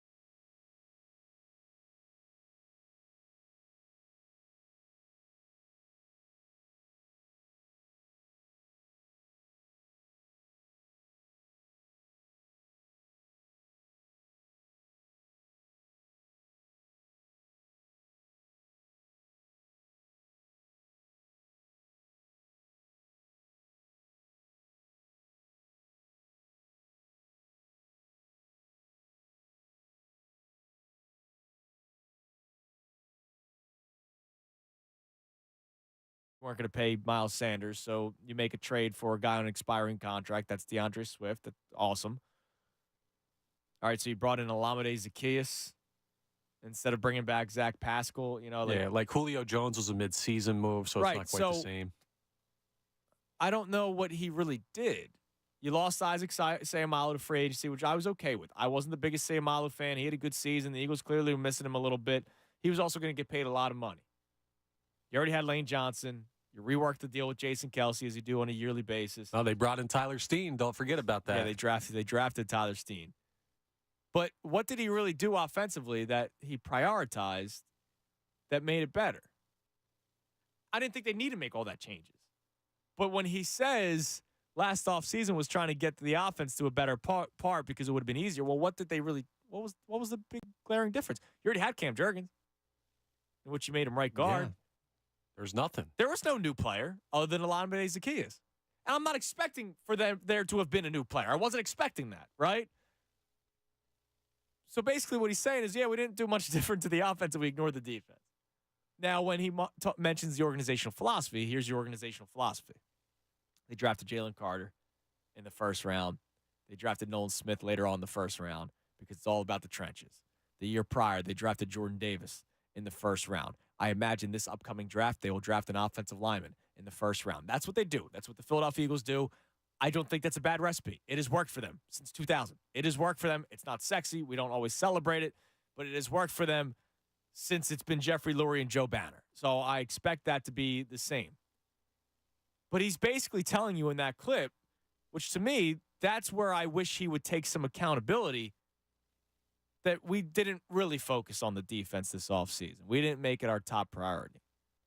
So what he's telling you is that they were comfortable, or maybe not comfortable, but felt what was right was to draft the replacement for Javon Hargrave, which we were all on board with, hope that Nakobe Dean would take that step forward and take over for TJ Edwards, sign a linebacker on a one-year deal to replace Kazir White, roll out Reed Blankenship as your number one safety after losing Chauncey Gardner-Johnson and Marcus Epps to free agency, and then having a competition for the second safety spot. And my biggest problem is we all questioned that before the season started. The offense on paper before the season started, we were already excited for, and it's not because they made some splash, man. So what did he do? Took the summer off. I don't know what to tell you. Obviously, they had to sign Jalen Hurts. That was a big deal. They had to get him under contract. We should not ignore the fact that you had to get him under contract before he went to a contract year, and that could cause all kinds of other issues. And I know there's people out there that are listening right now and go, no, they probably should never have paid him to begin with. No, they had to get that job done, and they got it done quickly enough where he is not the highest paid quarterback. They were able to make the deal work where it actually was team friendly in terms of the cap for the most part, whereas other quarterbacks out there, the cap hits are terrible. Like, look at Daniel Jones, and I know that happened a couple of years ago, but they can't just cut Daniel Jones. Like, it's a terrible situation in New York, which makes me happy. I'm thrilled by that. So that was a big piece of the offseason for the offense. But then what? Like, that was – they didn't really do all that much. But you could also make the argument, right? And I know we see hindsight 2020, it didn't work out. You could make the argument that a lot of players returned from that Super Bowl roster, or enough. Like, your leadership was still very much intact. If Brandon Graham and Fletcher Cox had left, I could understand trying to, do more. I'm not absolving Howie Roseman of fault. But if they had told you going into this season, hey, we do have this many guys from last year's team that went to the Super Bowl, and we replace them with young guys we like, the guys that left, I think that would have been acceptable. Like, coming into this season, we didn't say the defense was going to ruin the season. We said they were not going to be as good as the year before. We questioned the middle of the field. Right. But we didn't question whether or not the Eagles could win in spite of it. We just said they'd have to. Right, exactly. So, I don't know. Yes, he didn't do a good enough job. Yeah, but here we're talking about that they had to. We're talking about how the offense would – we said the offense is going to have to put up a lot of points in order to win football games this year. And we were shocked the first 3 weeks. It was actually the defense that won them football games, right, which was amazing to me. And eventually they were 10-1 and they demoted the defensive coordinator. But I'm watching this team unfold, and we knew before the season started that was going to be issues for them. 100%. And he admitted that to you, that we focused more on the offense than the defense. Which is dumb, I think. If I'm just flat out saying it, we knew the defense was going to be an issue. But we also accepted going into this season that we thought the team was good enough in spite of their flaws. So while Howie Roseman didn't do a sterling job, I think we all would have agreed before week 1, he's done enough to put this team in a position to be successful. Now, he needs to do more, clearly, but we can look at it as, oh, it's the GM's fault in hindsight. In practice, the coordinators didn't do enough with what they were given on either side of the ball, and the head coach didn't help. By the way, real quick, NFL news, MVP finalists are out. Ooh, okay. 4 quarterbacks and a running back. Can you guess them? Yeah, so it's going to be Lamar Jackson, no doubt. Yep. The running back's McCaffrey. Yep. Do they have Purdy and McCaffrey? Yep. Oh, my goodness. And then one more quarterback. 2 more quarterbacks. 2 more quarterbacks. Tua? Nope. Josh Allen? Yes. Wow, okay. That's Which I'm interesting. surprised. Now, look, the turnaround, a lot of it had to do with him. So, Oh, my God. and then Dak. Yeah, I was going to say. And Dak should be on. See, he should, but the last thing I remember is the complete collapse. And I I'm know. like, oh, this guy stinks again. But it's a regular yeah. season award. And He had a great year, too. I feel like it has to be McCaffrey. Like, it has to be McCaffrey. Like Kind of, but that offense rolled because of him, man. will they ever give it to a non-quarterback? Like, the award is not built that way. They could do it this year just to break the tide. Wouldn't hate it because I'd hate to see Purdy get Yeah, me too. Matt Breen will join us momentarily. Let's go to the phone. Let's go to Dan in Harleysville. Dan, you're on the Fanatic. How you doing? What's up, Dan? I hate this defensive coordinator hire. Hate it. Oh, Vic Fangio? No, yeah, because if you look at his defense, they're like 22nd or 23rd in points allowed. None of his disciples do anything with their the defensive structure is just not all that effective in like a modern NFL. I'm not sure what. So if I were to just rebuttal with you, and look, I'm not sitting here saying this is the greatest hire in the world. Fangio dealt with a lot of injuries with the Dolphins this year. They have 2 high-priced corners, and he never had them together really at all for more than a couple of weeks all season long.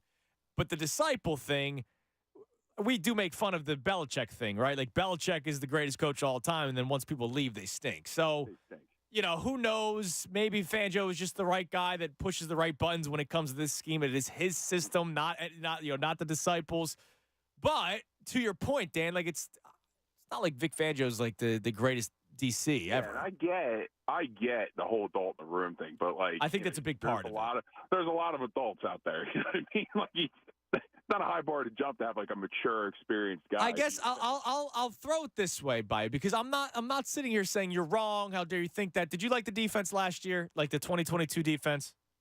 Yeah, I mean it was better. I mean, I think in retrospect we maybe short shrifted what Jonathan Gannon did. The reason why I'm getting to this, Vic Fangio was here the entire year as a consultant, and there was thoughts that when Jonathan Gannon would get hired as a head coach, Fangio would just slide right in as DC. I guess I look at the remaining teams in the playoffs and I see attacking defenses that get turnovers.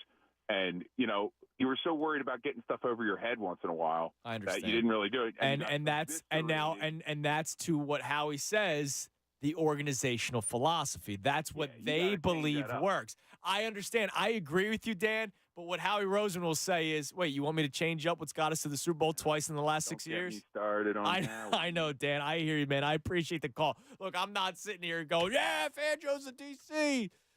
But that's what the Eagles are looking for. And what they're looking for, they have the guy now. So we'll have plenty more time to talk about that. But let's head to the Comcast Business Hotline from the Inquirer, Inquirer.com. Couldn't wait to talk to him today. We were supposed to talk yesterday, but, you know, some stuff happened. And you know what? I'm glad that it happened. I'm not glad that it happened, Matt. Please don't get upset. But I'm glad that it worked out where we get to talk about it after the press conference. Matt Breen, what's up, Matt? I'm glad it happened too. Thanks. Oh, you are. So you're glad it happened too. I'm just kidding. I'm not glad, but we're all good. We're here. We're talking. Yes, but at least we get to talk post press conference. So I'll ask because yesterday I was going to ask you what you wanted to hear. Well, now we got to hear it. So Matt, your thoughts on the press conference yesterday?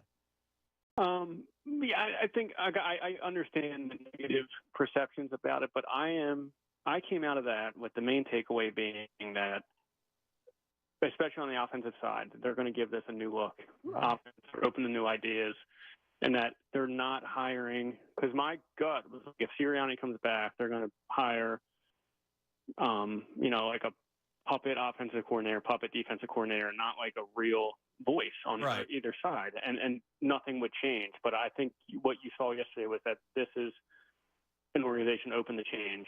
Obviously, they showed that with the defensive coordinator. They went out and hired, a real defensive coordinator, name the guy. They love the scheme. They hired the guy that created the scheme. So that's great. And I think on the offensive side too, like when Cliff Kingsbury for me, which I understand people do this, for me, he's my number one guy. But as of 2 nights ago, when that comes out, it's like, well, he's not going to come here if he can't run the offense. It doesn't make sense. But now you see that they're willing to, a guy like a Cliff Kingsbury is going to be able to come here and do what he wants to do. And I think that's great. And this, the CEO, head coach, it works. But when it doesn't work, then that's where, you start asking the head coach, well, what do you actually do? But, look at Dan Campbell, he's safe to point to there, and that can work. And Sirianni has a very, Dan Campbell-ish personality. Probably his best trait is probably his relationship building and building in the locker room and stuff like that. And I think if you accentuate that and let him be the CEO of the football team, you let the offensive coordinator do his job, defensive coordinator do his job, which is what it sounded like yesterday. Then I think this is moving in the right path. Yeah, so when I started the show, I basically said there were things that I did like from it. It wasn't a press conference where I'm painting my face green again and ready to go for next season, right? Like there were some things that I still question, but I do like what it seems to be an OC that's going to come here, and it's going to be his offense. I know Nick Sirianni still wants to work in some of the old things. I'm okay with the old things that worked. Obviously, get rid of the damn bubble screen, please, for all of our collective sanity. I would appreciate that stuff to go out. But I mean, my biggest thing when it comes to Nick is to those things that you just said, the leadership qualities and how he's very much like Dan Campbell. Well, I saw teams spiral out of control for 2 months, and I know some of the veteran players came out and stuck up for Nick Sirianni, like a Fletcher Cox, like a Jason Kelsey. Those guys might not be here anymore, right? Like I will also want to hear from the guys that are still going to be here, including the quarterback who never really gave him a ringing endorsement.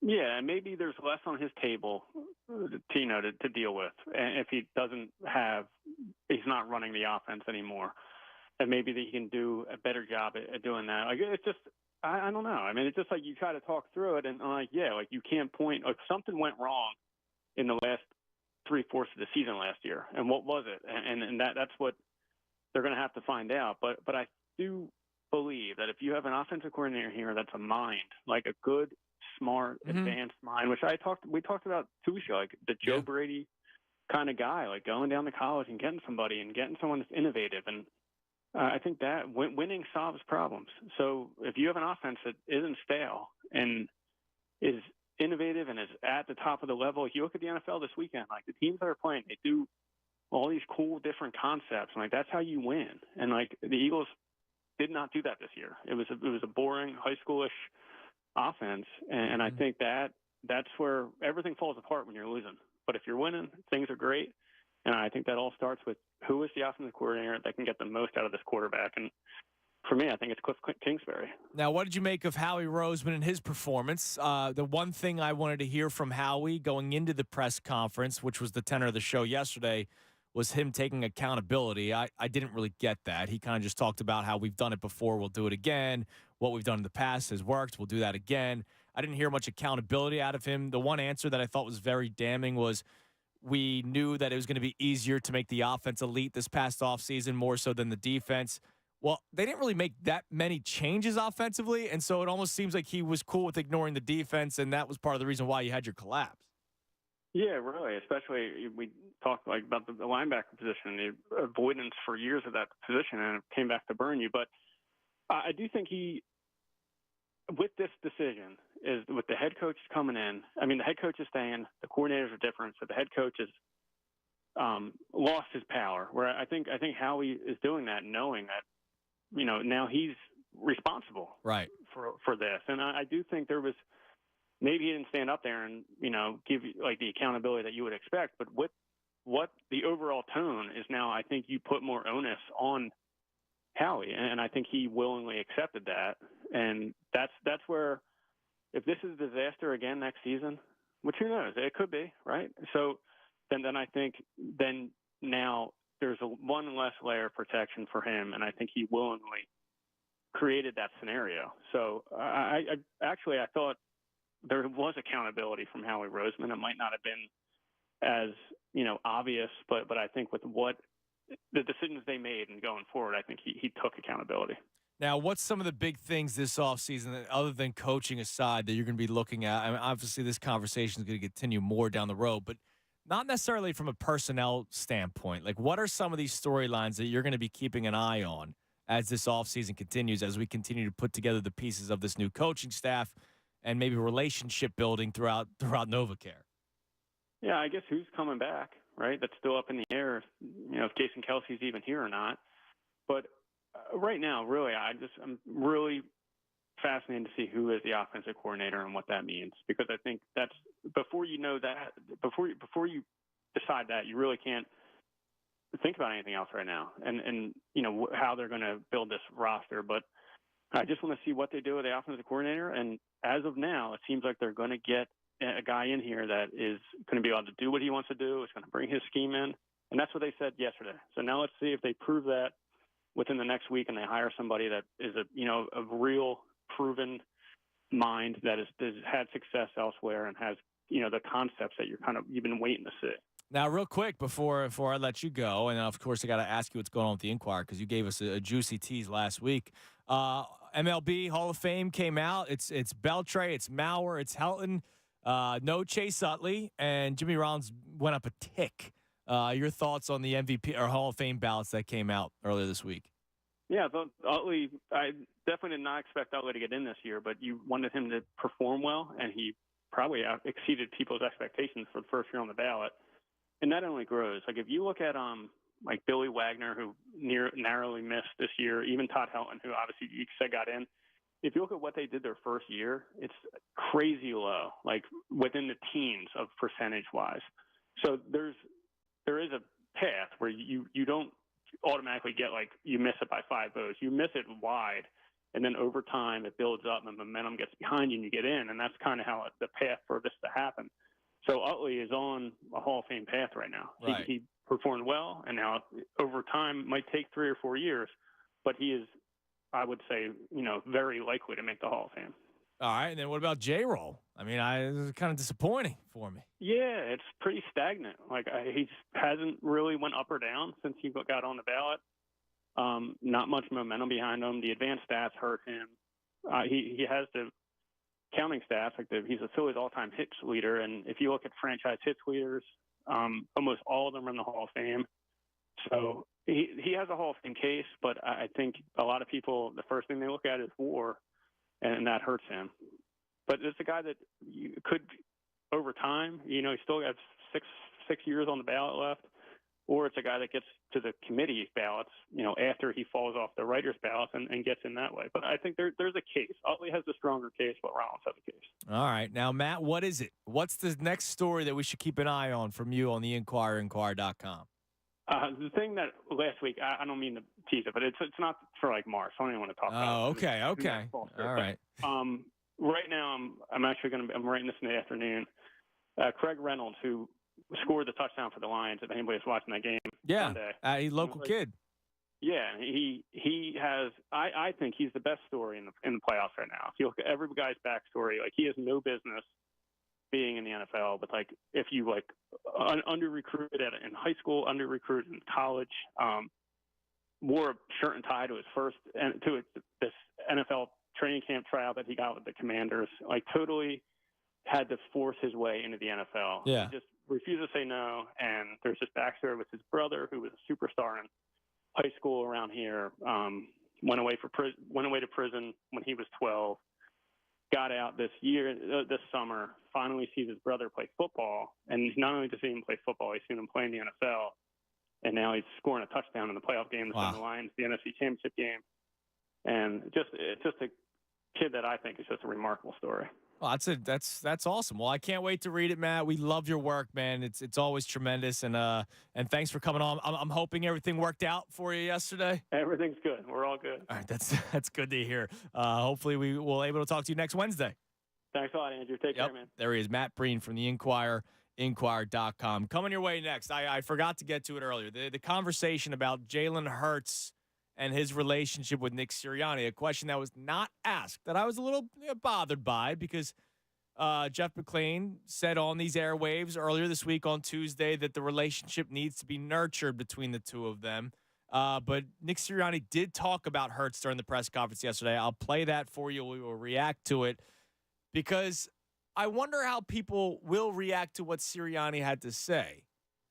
It wasn't just like sticking up for his guy. I think what he said was accurate, but then we always talk about eye tests and whatnot. So we'll talk about that next. You'll hear that clip from Sirianni during the press conference yesterday right here on 97.5.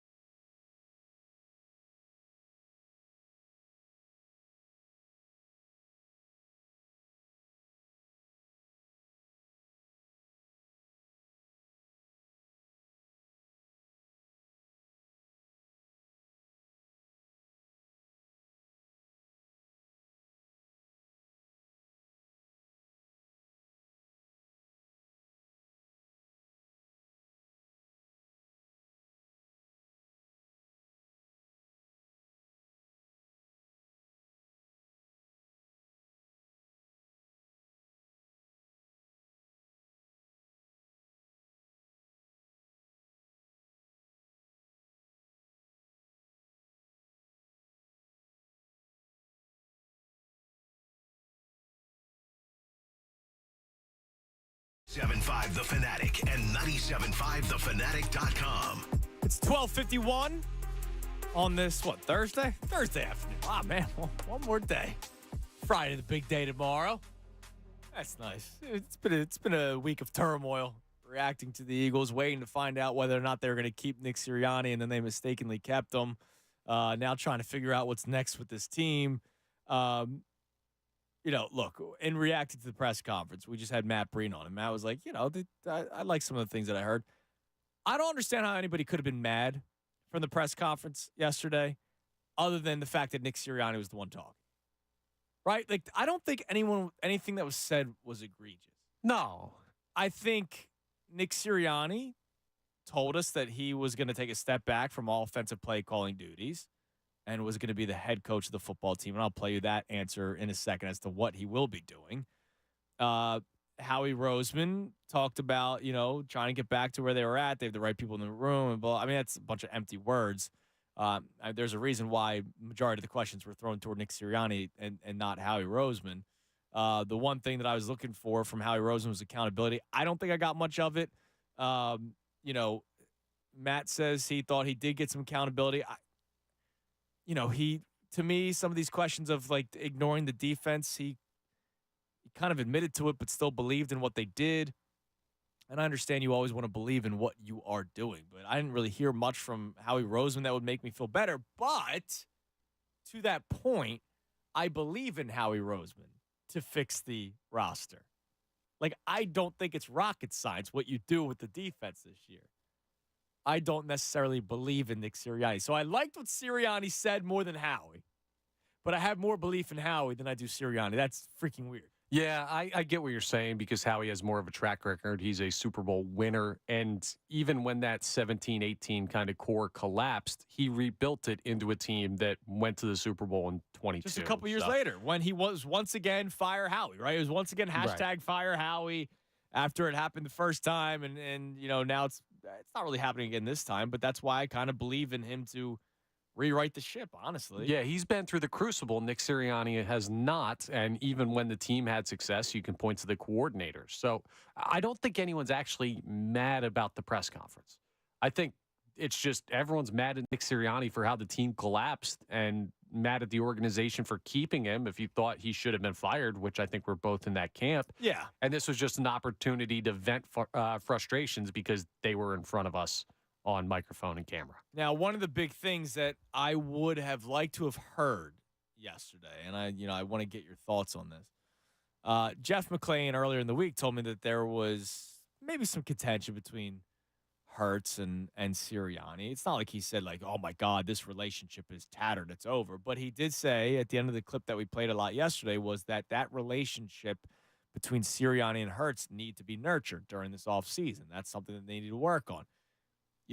There was a report that maybe Hurts is it's been all over the place with the Brian Johnson thing. One report that he wasn't thrilled with Brian Johnson. Now there's a report that it took a lot out of Hurts for the Eagles to get rid of Brian Johnson. Who knows? Who knows what to freaking believe? It's all over the place, right? But Nick Sirianni was never asked about the relationship, but he did eventually talk about Jalen Hurts because he was asked about getting Jalen Hurts back to that 2022 form that we saw that was a runner-up for MVP. And here's him talking about the franchise quarterback. Obviously, we're all going to have things that we need to work on. And Jalen is no different. We're going to all go look at the things that from the season and say, well, we need to work on this or we need to work on that. The one thing I do know about Jalen is when there are things of his game that he needs to improve, he goes to work and he busts his ass to do that. I think that there was a lot of questions after that first year about some things about could he be the passer or whatever the questions were, and he came out and put together an MVP type season the following year. He just continues to grow. I don't know if we know what this guy's ceiling is because he's going to work and do everything he needs to do to get better. So I know a lot of people are now questioning Hurts, the quarterback, right? It took like one or two bad games for a lot of people that were anti-Hurts to come back up, from under the woodwork. All of a sudden, Hurts stinks again. You shouldn't give him that contract. When we've been talking about the season ending and, can they rewrite the ship and all that kind of stuff, I got a lot of responses of, well, too late. You already paid the quarterback, right? So now it seems like people are already starting to question Jalen Hurts. As I said, going into 2022, because hand up, I did not believe in Jalen Hurts to be some end-all, be-all franchise quarterback. I didn't, right? The Eagles didn't. If you are ever upset with me for not believing in Jalen Hurts 2 years ago, the Eagles didn't believe in him. They wanted to trade for Russell Wilson. They wanted to trade up for Zach Wilson. There were eyes on other quarterbacks in free agency. Remember David Carr eventually was a name that was rumored, which I thought would have been terrible, and I'm glad that didn't happen. Glad that none of the things happened. All right, Zach Wilson stinks. Russell Wilson's a mess. I'm glad none of those things happened. So I didn't really believe in him, but I did say if there's anybody out there that will work his rear end off to try to get better, it is Jalen Hurts, because there is a mentality with him. You know, forget the empty words and the phrases that you would see on a Hallmark card. Like, forget all that kind of stuff. Lives and breathes football, which I feel like we should respect. Guy's a gamer. Guy's gone through adversity. Guy's had a successful college career, obviously already a successful NFL career, making the playoffs 3 straight years, the second year being the runner-up for MVP, right? All these things you can't take away from him. If there's anyone that has a down year and you expect to work their rear end off to get better, it's once again Jalen Hurts. So I do believe what Nick Sirianni says, like, hey, yeah, part of this is on Jalen, but we're going to do whatever we can to get him better, and we know that he's going to do whatever he can to get better. I do believe that that's the case. I just wonder what that relationship is. And I was pretty upset that I didn't hear anything about that yesterday. Yeah, this might not be fair because Jalen Hurts is a human being. He is. But he's basically a robot when it comes to the relationships that we get to see him have from the outside perspective. So I wonder if it's even possible to have a bad relationship with Jalen Hurts. Like, we've seen him in conversations with A.J. Brown on the sidelines, with Nick Sirianni on the sidelines, but it's very rarely him being the animated one. It's not apathy. I think he's just almost so level that it doesn't concern him, his relationship with the head coach or with other players or anything like that. I almost think he's a guy that is so focused on his craft, is so focused on just what he has to do, that he's not even thinking about, well, I don't get along with the head coach or anything like that. I don't know. Maybe that's naive of me, and maybe that's not fair to assume he doesn't have those emotions. But like, I mean, he's not totally robotic. No, I know. That's what I'm saying. So it's not exactly that, but I wonder how much he even concerns himself with things like that. Now, real quick, in terms of offensive coordinator positions, we had Matt Breen on just now, and he brought up Joe Brady, who was a guy he did indeed bring up last week when we were talking about it.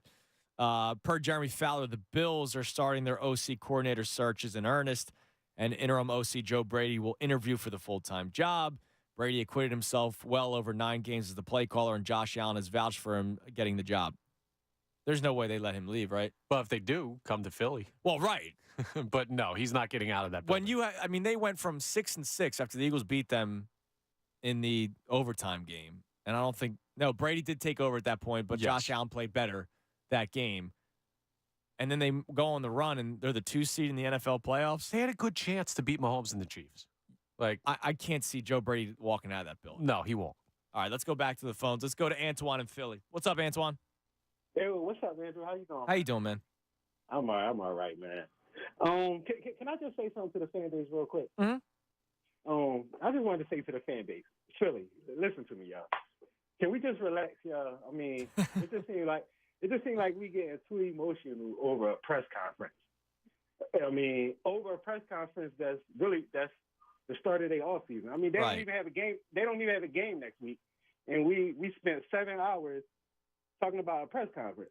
Sometimes I think people want to hear like yelling and screaming, like, you know, this guy, like nobody's going to throw blame on anyone, right? The blame has been thrown. It's guys losing their jobs. Right. And I mean, which I feel as though needed to happen. Yes. I mean, absolutely. So that's why I feel like no, regardless of what was said yesterday, I just feel like people would have picked it apart anyway. Would have found something wrong with it anyway. Yeah, for sure. And that's why, like, to me, like, did I come out of that press conference saying EAGLES? Like, no, I didn't, Antoine. I'll be real with you. But at the same time, there were things that I said during the show yesterday, this is what I would like to hear. And I did get that from Nick Sirianni, that he was no longer going to be as involved with the offense and that he was going to take a step away from that, which is what we wanted. So we should celebrate that. But I do think ultimately, no matter what was said, to your point, is going to get picked apart because a lot of people didn't want Nick Sirianni back as head coach, myself included. And that's the thing. And I appreciate you saying that you're cool with him still being here and having coordinators that could do that. Yeah, I don't care if he's just a Mike Tomlin or a John Harbaugh. I don't care. I mean, it's happened before in the NFL. It seems like a lot of people do, though. It seems like a lot of people are. It seems like a lot of people are not satisfied that he's still here and the coordinators are not. But I think the biggest reason is because of everything else that fell apart, right? And I appreciate the call, Antoine. Like, if you go down memory lane and you start before the season started, the September 5th Jeff McClain podcast, Uncovering the Birds. It's Nick Sirianni talking about, this is my offense, right? And I don't think we need to make drastic changes. We just need to improve on what has worked in the past. So that's problem number one, right? Because it is indeed his offense. He's going to have Brian Johnson call it, but it's his game planning. It's his philosophy. It's his identity. And he kind of poo-pooed the fact that defenses could come up with answers. He kind of shot down the idea that maybe defenses watched film of the team that just played in the Super Bowl and we're going to face them on the schedule. What should we do to slow down that offense? It almost seemed like he poo-pooed that. Then as the season continues, if we're talking about the offense, he always took accountability for it. One of my biggest issues with him was we don't motion, just a motion. Like, that bothered me because sometimes you can use it as a tool. And sometimes that tool could also just be keeping the defense on their heels because they don't know what's coming. And look at some of the teams that made it far into the playoffs that had a lot of pre-snap motion. Now, the Dolphins lost to the Buffalo Bills, but the San Francisco 49ers are in the NFC Championship game. Christian McCaffrey's running gassers every single play. So is Deebo Samuel, right? Like, these guys are running pre-snap motion, and he poo-pooed it. And then I went on this rant last week when I saw a tweet from Dan Orlovsky and Mina Kimes. Mina Kimes was doing a podcast. The Buccaneers ranked dead last against pre-snap motion. Dead last. Why wouldn't you utilize that as a tool? Like, you're the head coach. You're the game planner offensively. You're supposed to find any weakness that your defense may show. This is available information on ESPN Next Gen Stats, right? Like, this isn't like Eric Spoelstra's in the film room and discovering something. Like, there's a lot of information that's available that Connor Thomas and I can find. Well, we have a lot of faith in our system and how we've been operating this year. Right. Don't forget, we were 10-1 at one point. I know, and they loved bringing that up. Now, that's just about the offense. And so he's going to take a step back from the offense, which we celebrate. But to the conversation I just had with Antoine, these are the reasons why I question him as the head coach, even though he may just be the CEO head coach at this point. There was too much finger pointing going on. For the first time in his tenure as head coach of the Philadelphia Eagles, word came out of NovaCare in a bad way, which, to his credit, that never happened before. And now all of a sudden it's coming out that, this player's upset, that player's upset. There's now potential beef between him and Jalen Hurts. Like, this stuff didn't happen before. So that leads you to believe, could he potentially be losing the locker room a little bit? Or the players that he looks toward to help him out in terms of the veteran leadership, are those voices being lost? And is that becoming a bit of a problem? I heard Nick Sirianni utter the words miscommunication way too many times in press conferences this year. That starts with you, dude. I heard too much miscommunication. I heard there was issues with time management. There were issues with personnel in the field. If you're not calling plays one way or the other, you better shore up that stuff immediately.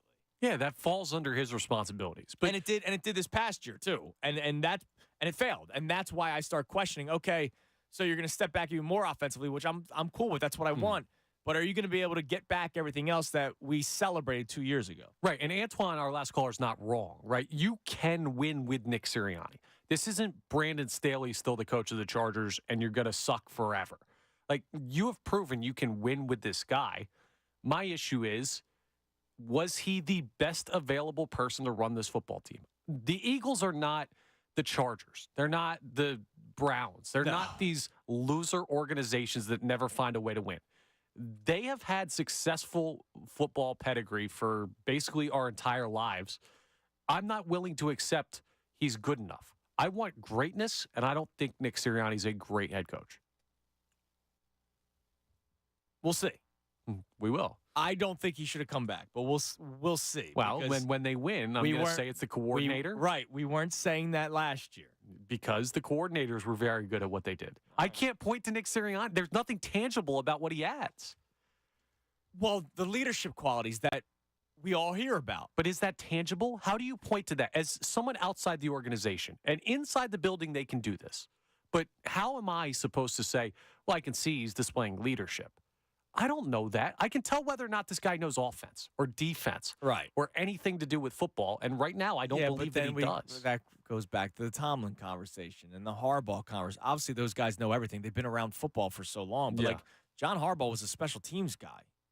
And was successful doing it. Okay, but, he wasn't an offensive coordinator or a defensive coordinator. Yeah.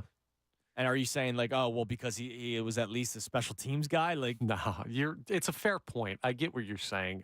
This is why him not having responsibility over something and the organization collapsing in the final weeks of this last season make it so tough for him to stay and here. the organization collapsing over 2 months and not having an answer and nothing changing offensively, nothing changing defensively. Well, you did make a change defensively and it didn't work for you, which falls under Nick Sirianni's watch.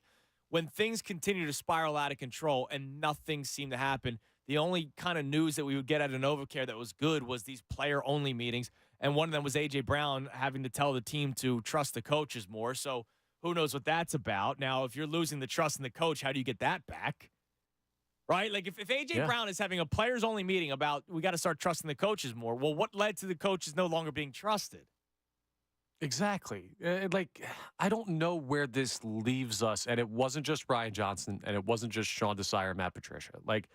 There were major issues with this team top to bottom.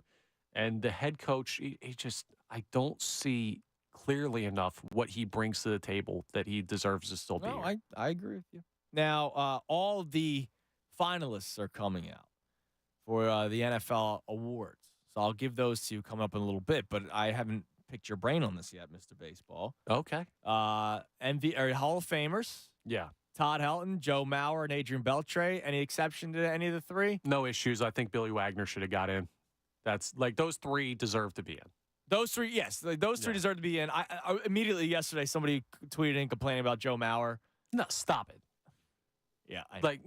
That's someone who didn't watch Joe Mauer and sees the numbers and say, oh, well, he never had a 100 RBI season or what. That's exactly what he pointed. Exactly. He only hit over 20 home runs once. Yeah, no one cares. He was a great defensive catcher that hit 300 for his career. Right. And that being a catcher adds to that. Exactly. I thought Todd Helton should have gotten in sooner, but I'm happy that he got in. I think he's a hell of a player. Probably, but MVP Baseball 2005 affects me a little bit on that. I loved what he did in that baseball video game, so he was always a Hall of Famer in my book. All right. And then your thoughts on I don't think Bobby Abreu's getting in. No shot. I think he's completely underrated here in Philadelphia. I don't think he's going to get in. Chase and J-Roll still potentially looking up. J-Roll did go up a little bit. I don't think he's going to get in through the 10-year ballot. I think that might have to come down to what is it called? The something committee. Yeah, the player committee the older player committee that gets people in. I think that's Veterans Committee is that Veterans Committee. That's going to have to be what gets Jimmy Rollins in, unfortunately, because to me he's a Hall of Famer. The biggest problem is, as Matt Breen pointed out, war isn't favorable for Jimmy Rollins. What also isn't favorable for Jimmy Rollins is these people voting aren't inside the Phillies clubhouse. Right, and also that I legitimately think because Chase Utley's going to get in. It just, the path seems to be there. Yeah. I think if Jimmy Rollins played second base and Chase Utley played shortstop, it would be flipped. I think it's also a power-hitting second baseman is more of a rarity based on position. So, but J-Roll's numbers at shortstop compared to the guys that are in the Hall of Fame are better than some of them. But part of it, and this is the Abreu issue, right? Part of it is impact. Part of it is the story told by the guy when he played. And Jimmy had more. Well, the story told is winning an MVP and winning the World Series. I got you. Chase Utley didn't win an MVP. But he existed in like the Jeter era where he was overshadowed by that guy who was the captain up in New York. It's not fair. Dawkins got in. The football's different. He wasn't the best. Guys, going to tell you right now, he wasn't the best safety. Football's totally different. It was Palomalo and Ed Reed. I know. Brian Dawkins got in rightfully so. I think they should both. Why should Jimmy Rollins not get in because of Derek freaking Jeter? The comparison at shortstop. Derek Jeter got in unanimous. Good for him. Congratulations.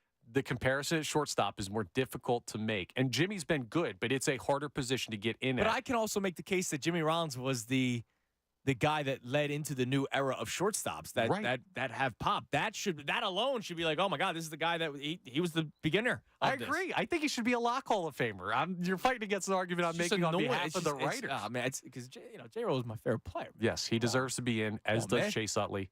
We'll see if either of them get in. But all right, so we'll get to a couple of calls. We have one segment left. Would love to hear from you. 610-632-0975. More reactions to yesterday's press conference with Nick Sirianni and Howie Roseman. And I have the finalists for all the awards in the NFL. Are there any members of the Philadelphia Eagles on any of these ballots? Well, not ballots because we don't vote, but you get what I'm saying. I'll tell you who on all the respective awards next right here on 97.5 The Fanatic.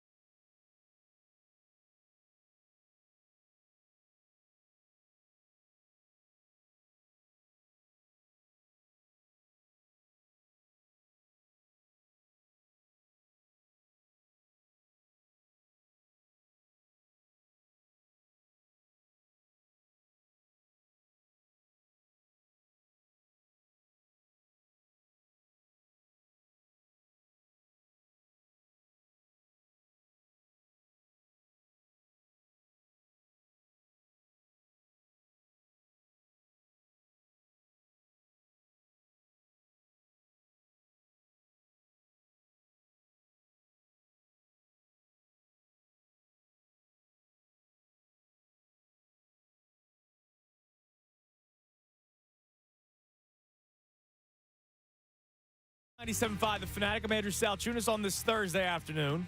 Hope everybody's having a good day out there. 1 o'clock hour brought to us by Ferguson HVAC Line Conklin. Attention HVAC contractors for equipment, parts, and supplies for every heating and cooling job. Visit one of Ferguson's counter locations in Ben Salem, King of Prussia, Pennsauken, or Westchester today. Going to get back to the phones in a second. But your awards, the finalists, Connor, across the NFL. So I already told you the MVPs. Now, this is the AP Offensive Player of the Year Award. The MVPs was Josh Allen, Lamar Jackson, Dak Prescott, Brock Purdy, Christian McCaffrey. Offensive Player of the Years, not sure how it can't just be the same. The same, exactly. If we're being honest with ourselves. But Lamar, McCaffrey, and Dak roll over. CeeDee Lamb and Tyreek Hill knock out Purdy and Josh Allen. Yeah, I can see the Allen that. part. Yeah. Because he wasn't the most valuable, or wasn't the best offensive player, but his leadership, blah, blah, blah. I can see the Purdy part, too, because MVP is quarterback-centric, so you almost have to have him there. Offensive Player of the Year can go to anybody. I would imagine Offensive Player of the Year, if he doesn't win MVP, it's Christian McCaffrey. He should get both. He probably should. Defensive Player of the Year finalist. Believe it or not, Connor, not a single member of the Philadelphia Eagles are on this list. Nick Morrow didn't cut it? No, he did not. I wonder if there would be anyone that would crack the top 20. No. Would anyone? Who possibly would? All due respect. Reddick was on pace for it. Let's see. Didn't he finish with almost 12 sacks? He had like a month of no sacks. He finished with 11 sacks. He did not record a sack since the Cowboys game on December 10th. 0 sacks against the Seahawks, Giants, Cardinals, Giants, Bucks. Yeah, that kind of takes you out of the running. But he was on pace for it. He had 11 sacks, so maybe he could have been in the top 20 or 30. But your top 5, Deron Bland, no shock. Max Crosby, dude's a beast. Myles Garrett, dude's a beast. Micah Parsons and T.J. Watt. So those are your defensive player of the year finalists. Bland will probably get it just for the pick 6 stuff. That could be. Offensive rookie of the year. 2 from the Lions, Jahmyr Gibbs and Sam Laporta. Bijan Robinson with the Falcons. Now, this is an interesting one. It's, to me, between C.J. Stroud and Puka Nacua. Yeah. C.J. Stroud is one of the main reasons why they got to the playoff. It's got to be C.J. Stroud. It has to be. Nacua, I believe, will get a good amount of votes. So usually they usually knock these down to the final 3. Stroud and Nacua will be in the final 3. The next question will be, is it Bijan, Laporta, or Gibbs as that 3rd spot? It's wild. I think Nacua is like the more exciting football player almost. Yeah, but it's the quarterback of a team that was, not supposed to do anything this year, right. and they made it to the playoffs. Defensive Rookie of the Year finalists. You finally got one. Jalen Carter. Hey, look at that. He'll be going up against Will Anderson, Joey Porter Jr., Kobe Turner, and Devin Witherspoon. Witherspoon wasn't as good as I thought he would be. He was better early on in the season where he dropped off. I'm guessing it's between Jalen Carter and Will Anderson at this point. It looks like Carter's still the favorite, so we might get something to celebrate. Coach of the Year finalists, no, Nick Sirianni was not on here. Dan Campbell, John Harbaugh, D'Amico Ryans, Kyle Shanahan, and Kevin Stefanski with the Browns. Honestly, Stefanski probably should win it. You think so? So, I know the Texans completely played better than what anybody expected. I think everybody thought the Lions were going to be better this year. The Ravens story's been great this year. Obviously, Shanahan, they're the best. The Harbaugh Shanahan will probably be the top 2 because they're the best teams in football. I'd give it to D'Amico Ryans if I'm being honest. But the reason why I say Stefanski is going into the season dealing with the Deshaun Watson stuff, losing Deshaun Watson, going to his 4th option of Joe Flacco. Because remember, P.J. Walker and Dorian Thompson? Yeah. They got better. But with Joe Flacco's elite, so it takes him out of the conversation. I would put Stefanski in the final 3. He should, deservedly so, get in the final 3. Lost Nick Chubb. Yeah. Week 2? Yeah, Might week have 2. even been, Week 2 earlier. of the season. So think about that. Think about everything that he had to do as head coach. You make a strong case. Nick Sirianni's head was spinning because they lost the game to the Niners. Right? This guy's look at what Stefanski dealt with in Cleveland. And we got the assistant coach of the year. These are 4 out of the 5 are coaching candidates. Ben Johnson with the Lions. Yep. Mike McDonald, the DC of the Ravens. Todd Monken, the OC of the Ravens. Bobby Slowick with the Texans. And then Jim Schwartz. Hey, look at that. Schwartz probably isn't going to get a head coaching job. The other 4 might get one. I'd probably give it to Monken or Ben Johnson. It's one of the 2. Because Monken might be the reason why, well, not the reason why, but, obviously all the talk about Lamar Jackson, he'll never win anything. They're now in the AFC Championship game. I'm sure he had a lot to do with it. He had Lamar Jackson play out of his mind this year also when they lost Mark Andrews, right? There's a lot to that. Ben Johnson might get it because of the Jared Goff thing, right? Here's a former number 1 overall pick that's who knows what his career is going to end up being. He ends up having a year like that. So I imagine those 2 are the finalists. And then the last one is Comeback Player of the Year award, which I know will be a interesting talking point. Yeah, it's a tough conversation to have. Your finalists, Baker Mayfield, which that's a good finalist. Matt Stafford, probably because they thought he was done and the Rams were supposed to stink this year. They get to the playoffs. Tua, based off of all the concussion stuff that happened last year, rightfully so. But then your final 2, Joe Flacco and DeMar Hamlin. And I know that's going to be controversial, however it plays out. Because DeMar Hamlin literally died on the field last year and was brought back to life and was able to play in the NFL this year, which is an incredible story. But then there's also the Joe Flacco story of a guy that was sitting on his couch all season long and came in and effortlessly led the Browns to the playoffs. Obviously, it didn't look good in the playoffs, but whatever. It's a regular season award. This one will be the most controversial. It's going to be because DeMar. it's deeper than just football. Right. For this one. It's going to be DeMar Hamlin. You could talk about whether it should be or not based on playing, but it's going to be DeMar Hamlin. It's going to be controversial. Yes. No matter what ends up happening. Let's go back to the phones. Ron wants to talk about Lamar Jackson. Let's see. Ron, what's up, man? How you doing? Hey, what's up, buddy? Hold on. Let me take you off speaker. I'm sorry. You're good. Hey, listen to your conversation a little bit further. I agree with you a lot more than the one part that I disagree with. Okay. You guys are disrespecting Lamar Jackson. How's that? He's easily the MVP of the league. Oh, so you think I'm disrespecting Lamar Jackson because I'm not calling him MVP? Well, you said because I think he's MVP and offensive player of the league. Like what? No, I think he's going to get one of the 2. If Christian McCaffrey does not win MVP, he is going to win Offensive Player of the Year. Well, okay, I agree with that. I thought you said he should be one or he should be both. Is what I heard. Well, I said that. Connor said that, and look, he might not be wrong either. I mean, look, Lamar Jackson had a hell of a season. I mean, and I don't think anybody's disrespecting that. I know there are people that are disrespectful in this world toward Lamar Jackson.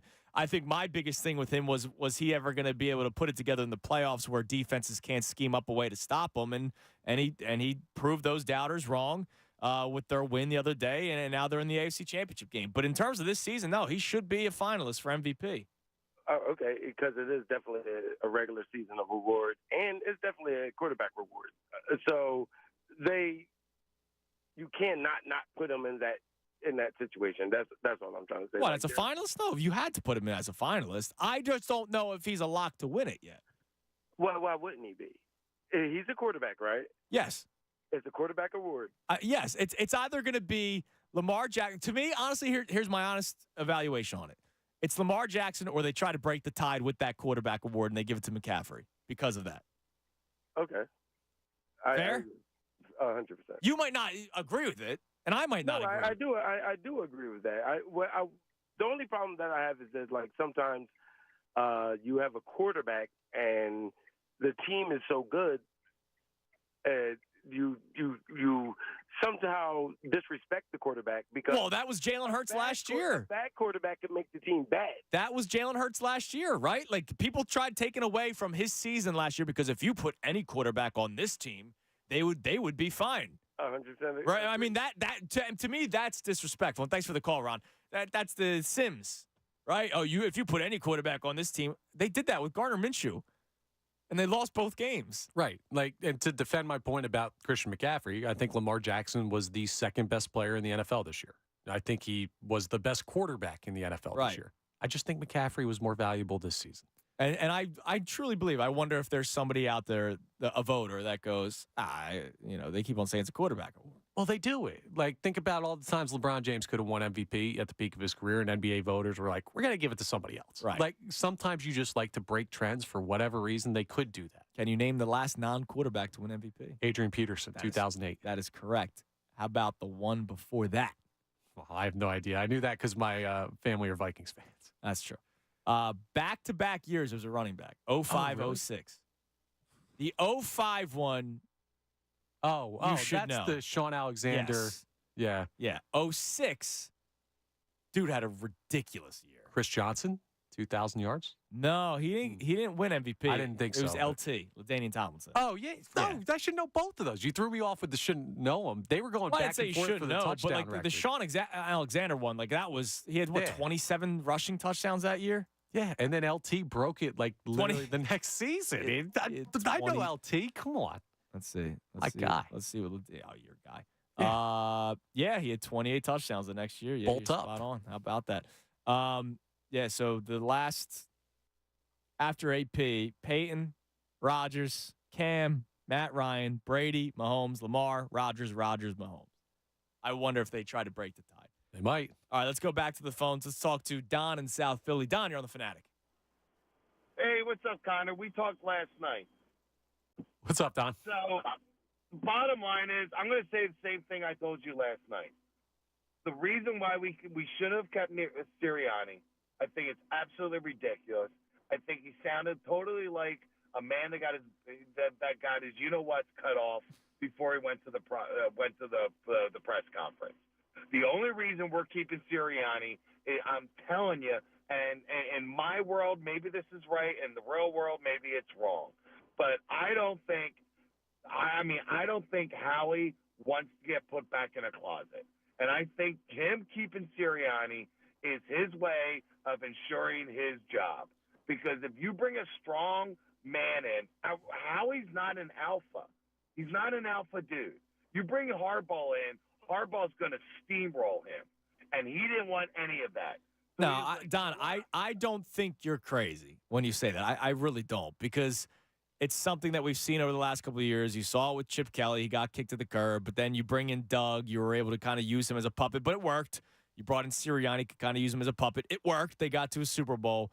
And if you did bring in a Vrabel, if you brought in a Harbaugh, like you said, you bring in a Belichick, that wouldn't go. That's why you knew right away how he wasn't going to do it. No, I'm sorry, and this is ridiculous. Like I told you last night, you cannot run a team this way. Listen, I think Howie's a really good GM, and I think Howie's probably one of the best GMs in the NFL. However, this was an ego pick, and I told you last night, I think ego is taken way over control in this organization. Because I told you last night, I totally believe that flu game that Hurts had, he wanted to have a Michael Jordan moment. Yeah, Everybody knows. First of all, just to clarify, you're talking to Andrew right now. Connor is producing the show.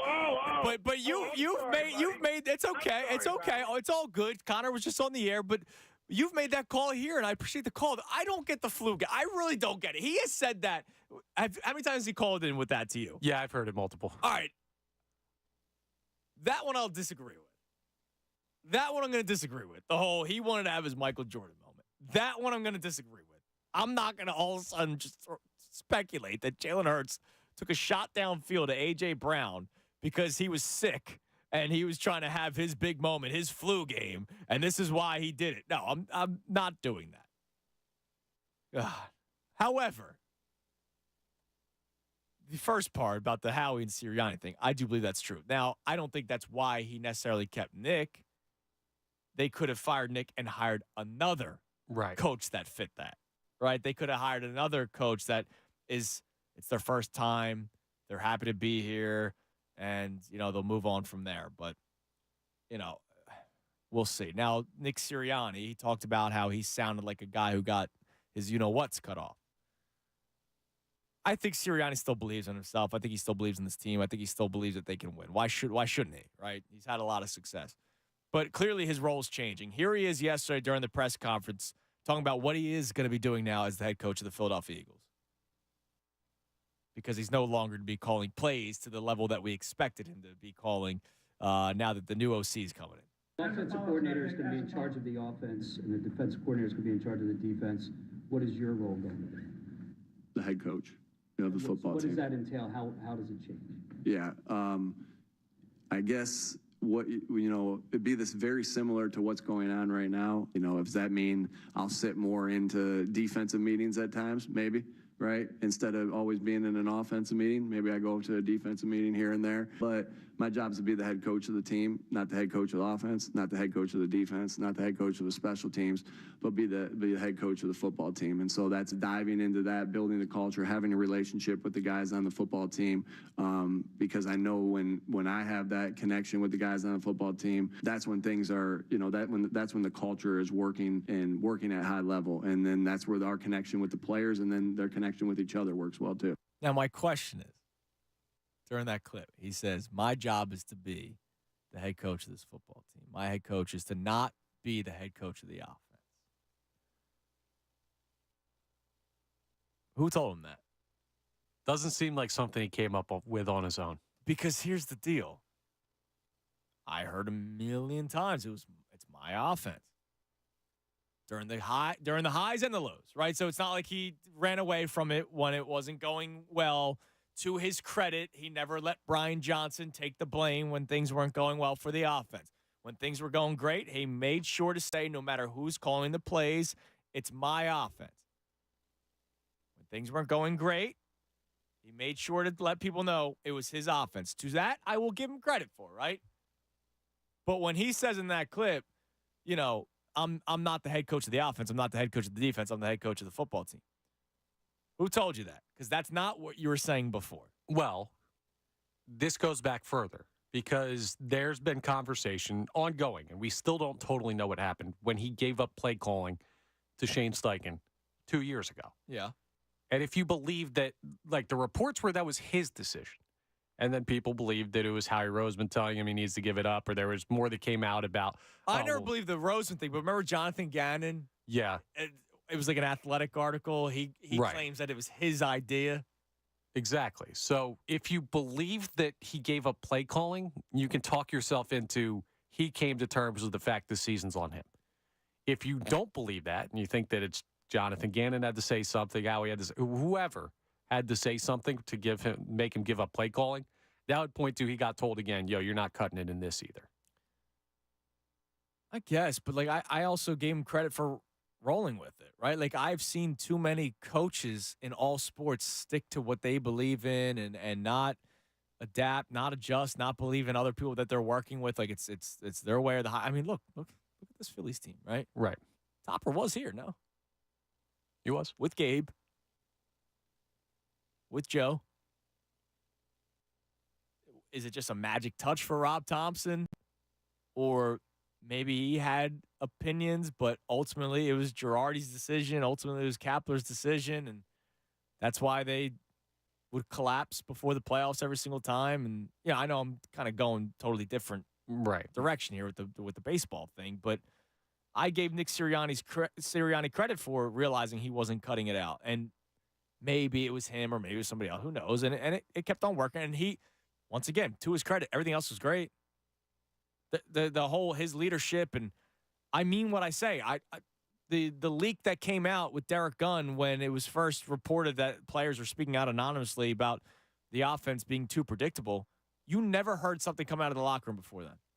Never. And that I have to give him credit for. Is he starting to lose that a little bit, which is the biggest concern. Now, Vic Fangio, it looks like is going to be the DC. My man Phil Brooks checks in on Twitter. He's chiming in on the Fangio hire. He says, I think if they actually give him the players he needs to run his defense, it works, but the Eagles do not invest in linebackers and safeties. We had a caller earlier talk about the safeties, too. and that is what he needs to have a successful defense. I also believe they should have really taken time to vet other options. I would also like for them to test the waters on Bieniemy. I think he does a great job with the offense, had Sam Howell looking way better than what he actually in his past year. The Bieniemy thing would be very interesting. I just don't know if they go that direction. I really don't. Bieniemy is interviewing for head coaching jobs, and I know that he could still be available as an OC. I think the Eagles go for like the young, splashy guy. I know the Kellen Moore thing's intriguing to a lot of people. I don't know. I know you want vet. Yes. I don't know if they go that way. And we'll see. I mean, it's all just opinions. I think it's more likely they go your way. The younger, flashy, something different type of guy. Because they're not doing it with the new head coach. They're not doing it with the new DC. But they let's face it, the Eagles like being say, look who we found. Right. Yeah. They like to discover guys. Yeah. And I don't know. I've got all these preconceived notions on guys. Like, I don't think Bieniemy would take another lateral move. I don't think OC's realistic. Well, he might if whoever the new head coach of the Commanders is doesn't want Bieniemy. Yeah. And there's nothing else out there. Yeah, it's true, but still, I mean, look, we're not talking Deuce Staley going running back coach to running back coach. Yeah. It was OC, and that's the one step away. But he's been interviewing for years for head coach. Like, I don't know. He might just stay there. And then Kellen Moore, like, part of me is like, those Dallas Cowboys teams choked, and he was part of those teams. Yeah, so. absolutely. And that's just because I hate Dallas. It's hard to figure out who you want. I think it's better to evaluate once the move gets made, whether you trust that move, but I don't know, man. They're in such a tough spot because the head coach doesn't add enough to the table. We're going to keep getting back to that, aren't we? Ultimately, that's the main issue. He is the head coach. Oh, man, it's just a lot of fun. Let's go to Cottrell in Upper Darby. What's up, Cottrell? Hey, so this is what I think about the whole thing. I don't know. I think there's a fine line. First, I've never been into a locker room or anything like that, but I think it's a fine line between you're saying that he lost the locker room or the players don't believe in the offensive play calling. So my whole thing is if you tell me right now, I like Sirianni as a coach, I believe in Sirianni, I just don't believe in who's calling the plays. And if you're telling me that Nick Sirianni can't even get like when he went on that slide, he couldn't come up with anything. That was my biggest beef, man. It was 2 months. It was 2 months to come up with something. He couldn't come up with something, and that goes to did he lose the locker room? Because after a while, to me, it'll be like, all right, I believe in Nick, but he's not doing anything to get us out of here. And then you sit up during your press conference and you say, I'm gonna be the head coach. But yeah, it all goes at your feet. But my whole thing is, what are you going to do? And then to the organization part, this one guy just said something about his ego, Howie's ego. I don't understand what they want. Meaning, like, I think winning the Super Bowl with a puppet coach with Doug Peterson was one of those things where they said, look, we can do it our way. But more times than not, I think we're going to be in the same position again next year. What about if the system don't work next year?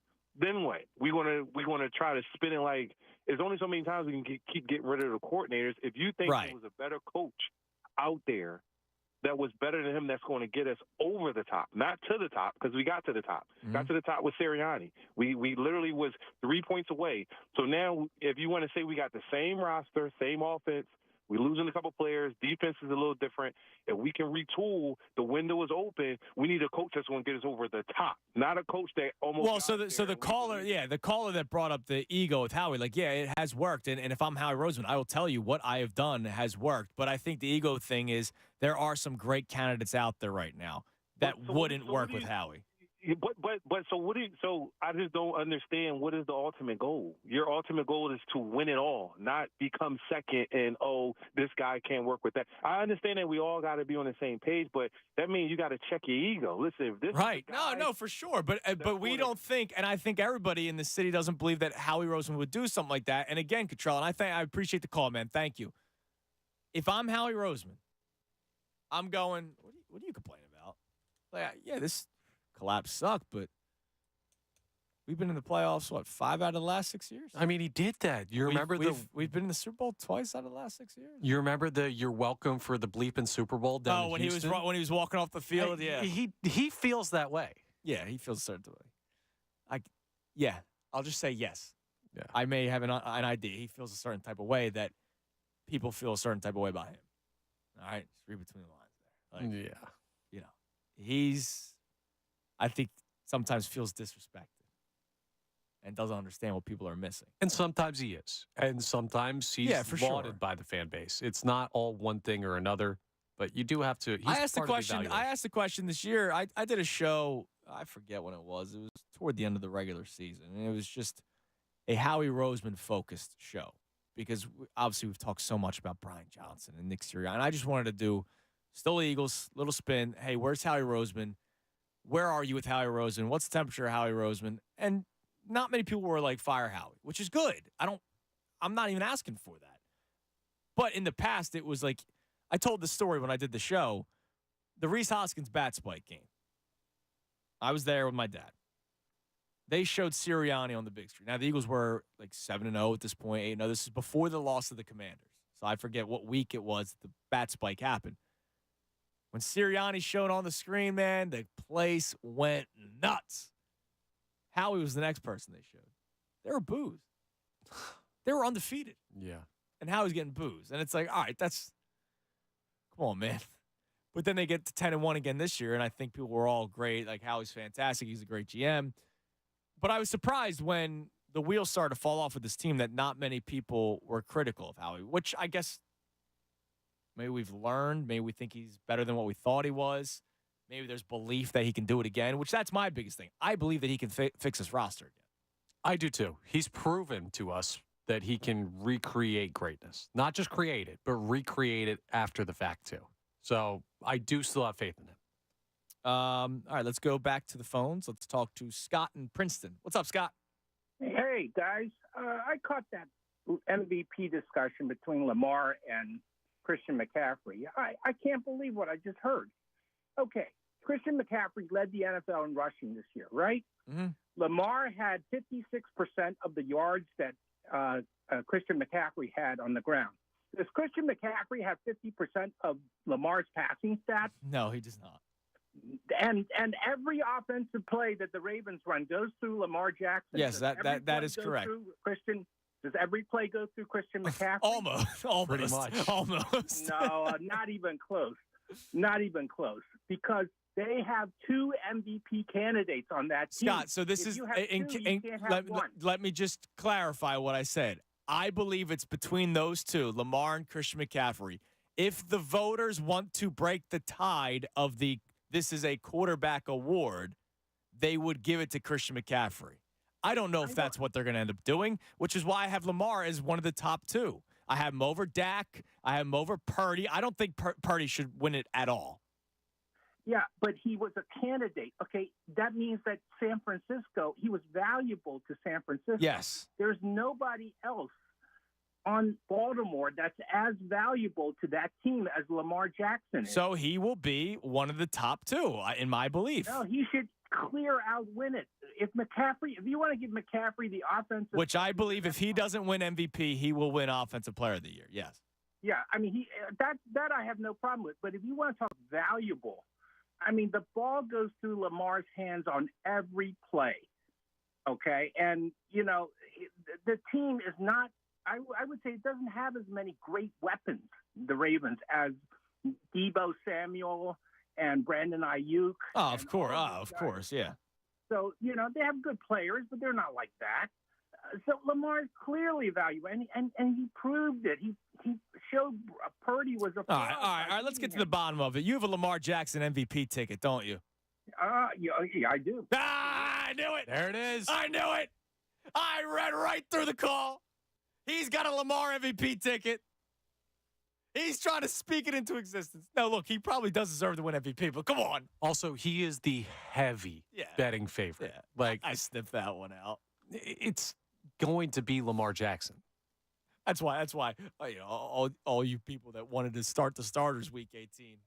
Oh, well, I also do have the ticket, the over 11.5 wins. I knew it. I sniffed you all out, man. Joe K checks in. Where are all these Lamar worshipers coming from? I really don't know. People I was treating shocked. us like we're hating on I mean, all I wanted to do was give you, the finalists for MVP and all the awards. Also, the poem of Lamar. I get it. Baltimore's not that far away, so maybe that's part of it. I don't know. We're pro Lamar Jackson. Yes. Just Christian McCaffrey's But also just good we're at having football. a conversation. Like, I'm not giving like a debate, an opinion. I'm not trying to back somebody because he plays for the Eagles. Like, if you wanted me to go all in for the Jalen Carter Defensive Player of the Year, a rookie, let's go for it. I don't really have all that much say in MVP. None of my guys are involved. And to me, it's between Lamar Jackson and Christian McCaffrey. And then all of a sudden, man, it's also the 49er hate. That's a big part. Yeah, that's true. I didn't think about that. Which I don't blame anyone. Like, I hate the 49ers. I hope they lose this weekend. They're not going. Yeah, we're big Detroit fans. Yeah, I don't think that's going to happen, though. Bite their kneecaps, Dan Campbell. Yeah, go for it, Dan. I appreciate it. Dan Campbell. If you could do that for us, that would be really nice. All right, so the best show ever. They're coming your way next. I just saw Tyrone, Ricky, and Jen stay in the corner over there where we have the bar stools, taking some pictures. Oh, we got a new photo op. I guess so. Picture day. I didn't brush my hair. I hope we're not taking pictures. No, we're not taking pictures. I've been here for 10 years. I have one picture taken. A photo op. Love that. As if it's a show starting today. No, it's just, Well, you got to update the headshots every once in a while. Yeah, I guess. I use the same one. That was taken like 5 or 6 years ago. I've only taken one good I don't picture think of my I look life. all that different. It's the same every time somebody from like the business office, hey, do you have a headshot? I go, yeah, whatever they used. And I just send it in. You didn't dress up very nice for your photo op today, Ricky. That's what happens when you win big time awards, pal. They come and take your What'd you get? Is this an announcement coming? Ooh, what time? Give me a tease. No announcement today. Oh, okay. It'll probably be out on social media. All right, well, can I say congratulations? Even though I don't know what the hell it was? Good, but you don't know what it is. All right, well, congratulations to whatever you won. Congratulations to you just being you, Ricky Bo. And also special on that show, too, it may just be that Tim McManus is going to be here from 3 p.m. to 4 p.m. That's Full good. hour That's in good. That's studio. good promotion by you, Making sure they Connor. look good. All right, so Ricky, Tyrone, and Jen coming your way next. Connor, thanks for filling in, man. Ray's going to be back tomorrow for a day, and then he's going to go to New Orleans. Wow, life must be hard. Everybody have a great rest of your Thursday. I'm Andrew Sal. Tune in to the Midday Show, 97.5 The Fanatic. Fanatic Sports Update. Coordinator changes coming. I'm Connor Thomas. This update is brought to you by Lowe's. Shop the closeout event now at Lowe's with big savings on the appliances you need now. Lowe's knows home improvement. Shop the closeout event now at Lowe's. The Eagles are still looking for a couple of candidates to fill positions for offensive coordinator and defensive coordinator. Per Adam Schefter, Vic Fangio is traveling to Philly today to officially sign a contract to become the Eagles' new defensive coordinator. But the OC position is still open, and there are even more questions about what Nick Sirianni will be doing with his role as head coach going forward. My job is to be the head coach of the team, not the head coach of the offense, not the head coach of the defense, not the head coach of the special teams, but be the head coach of the football team. And so that's diving into that, building the culture, having a relationship with the guys on the football team. The Sixers and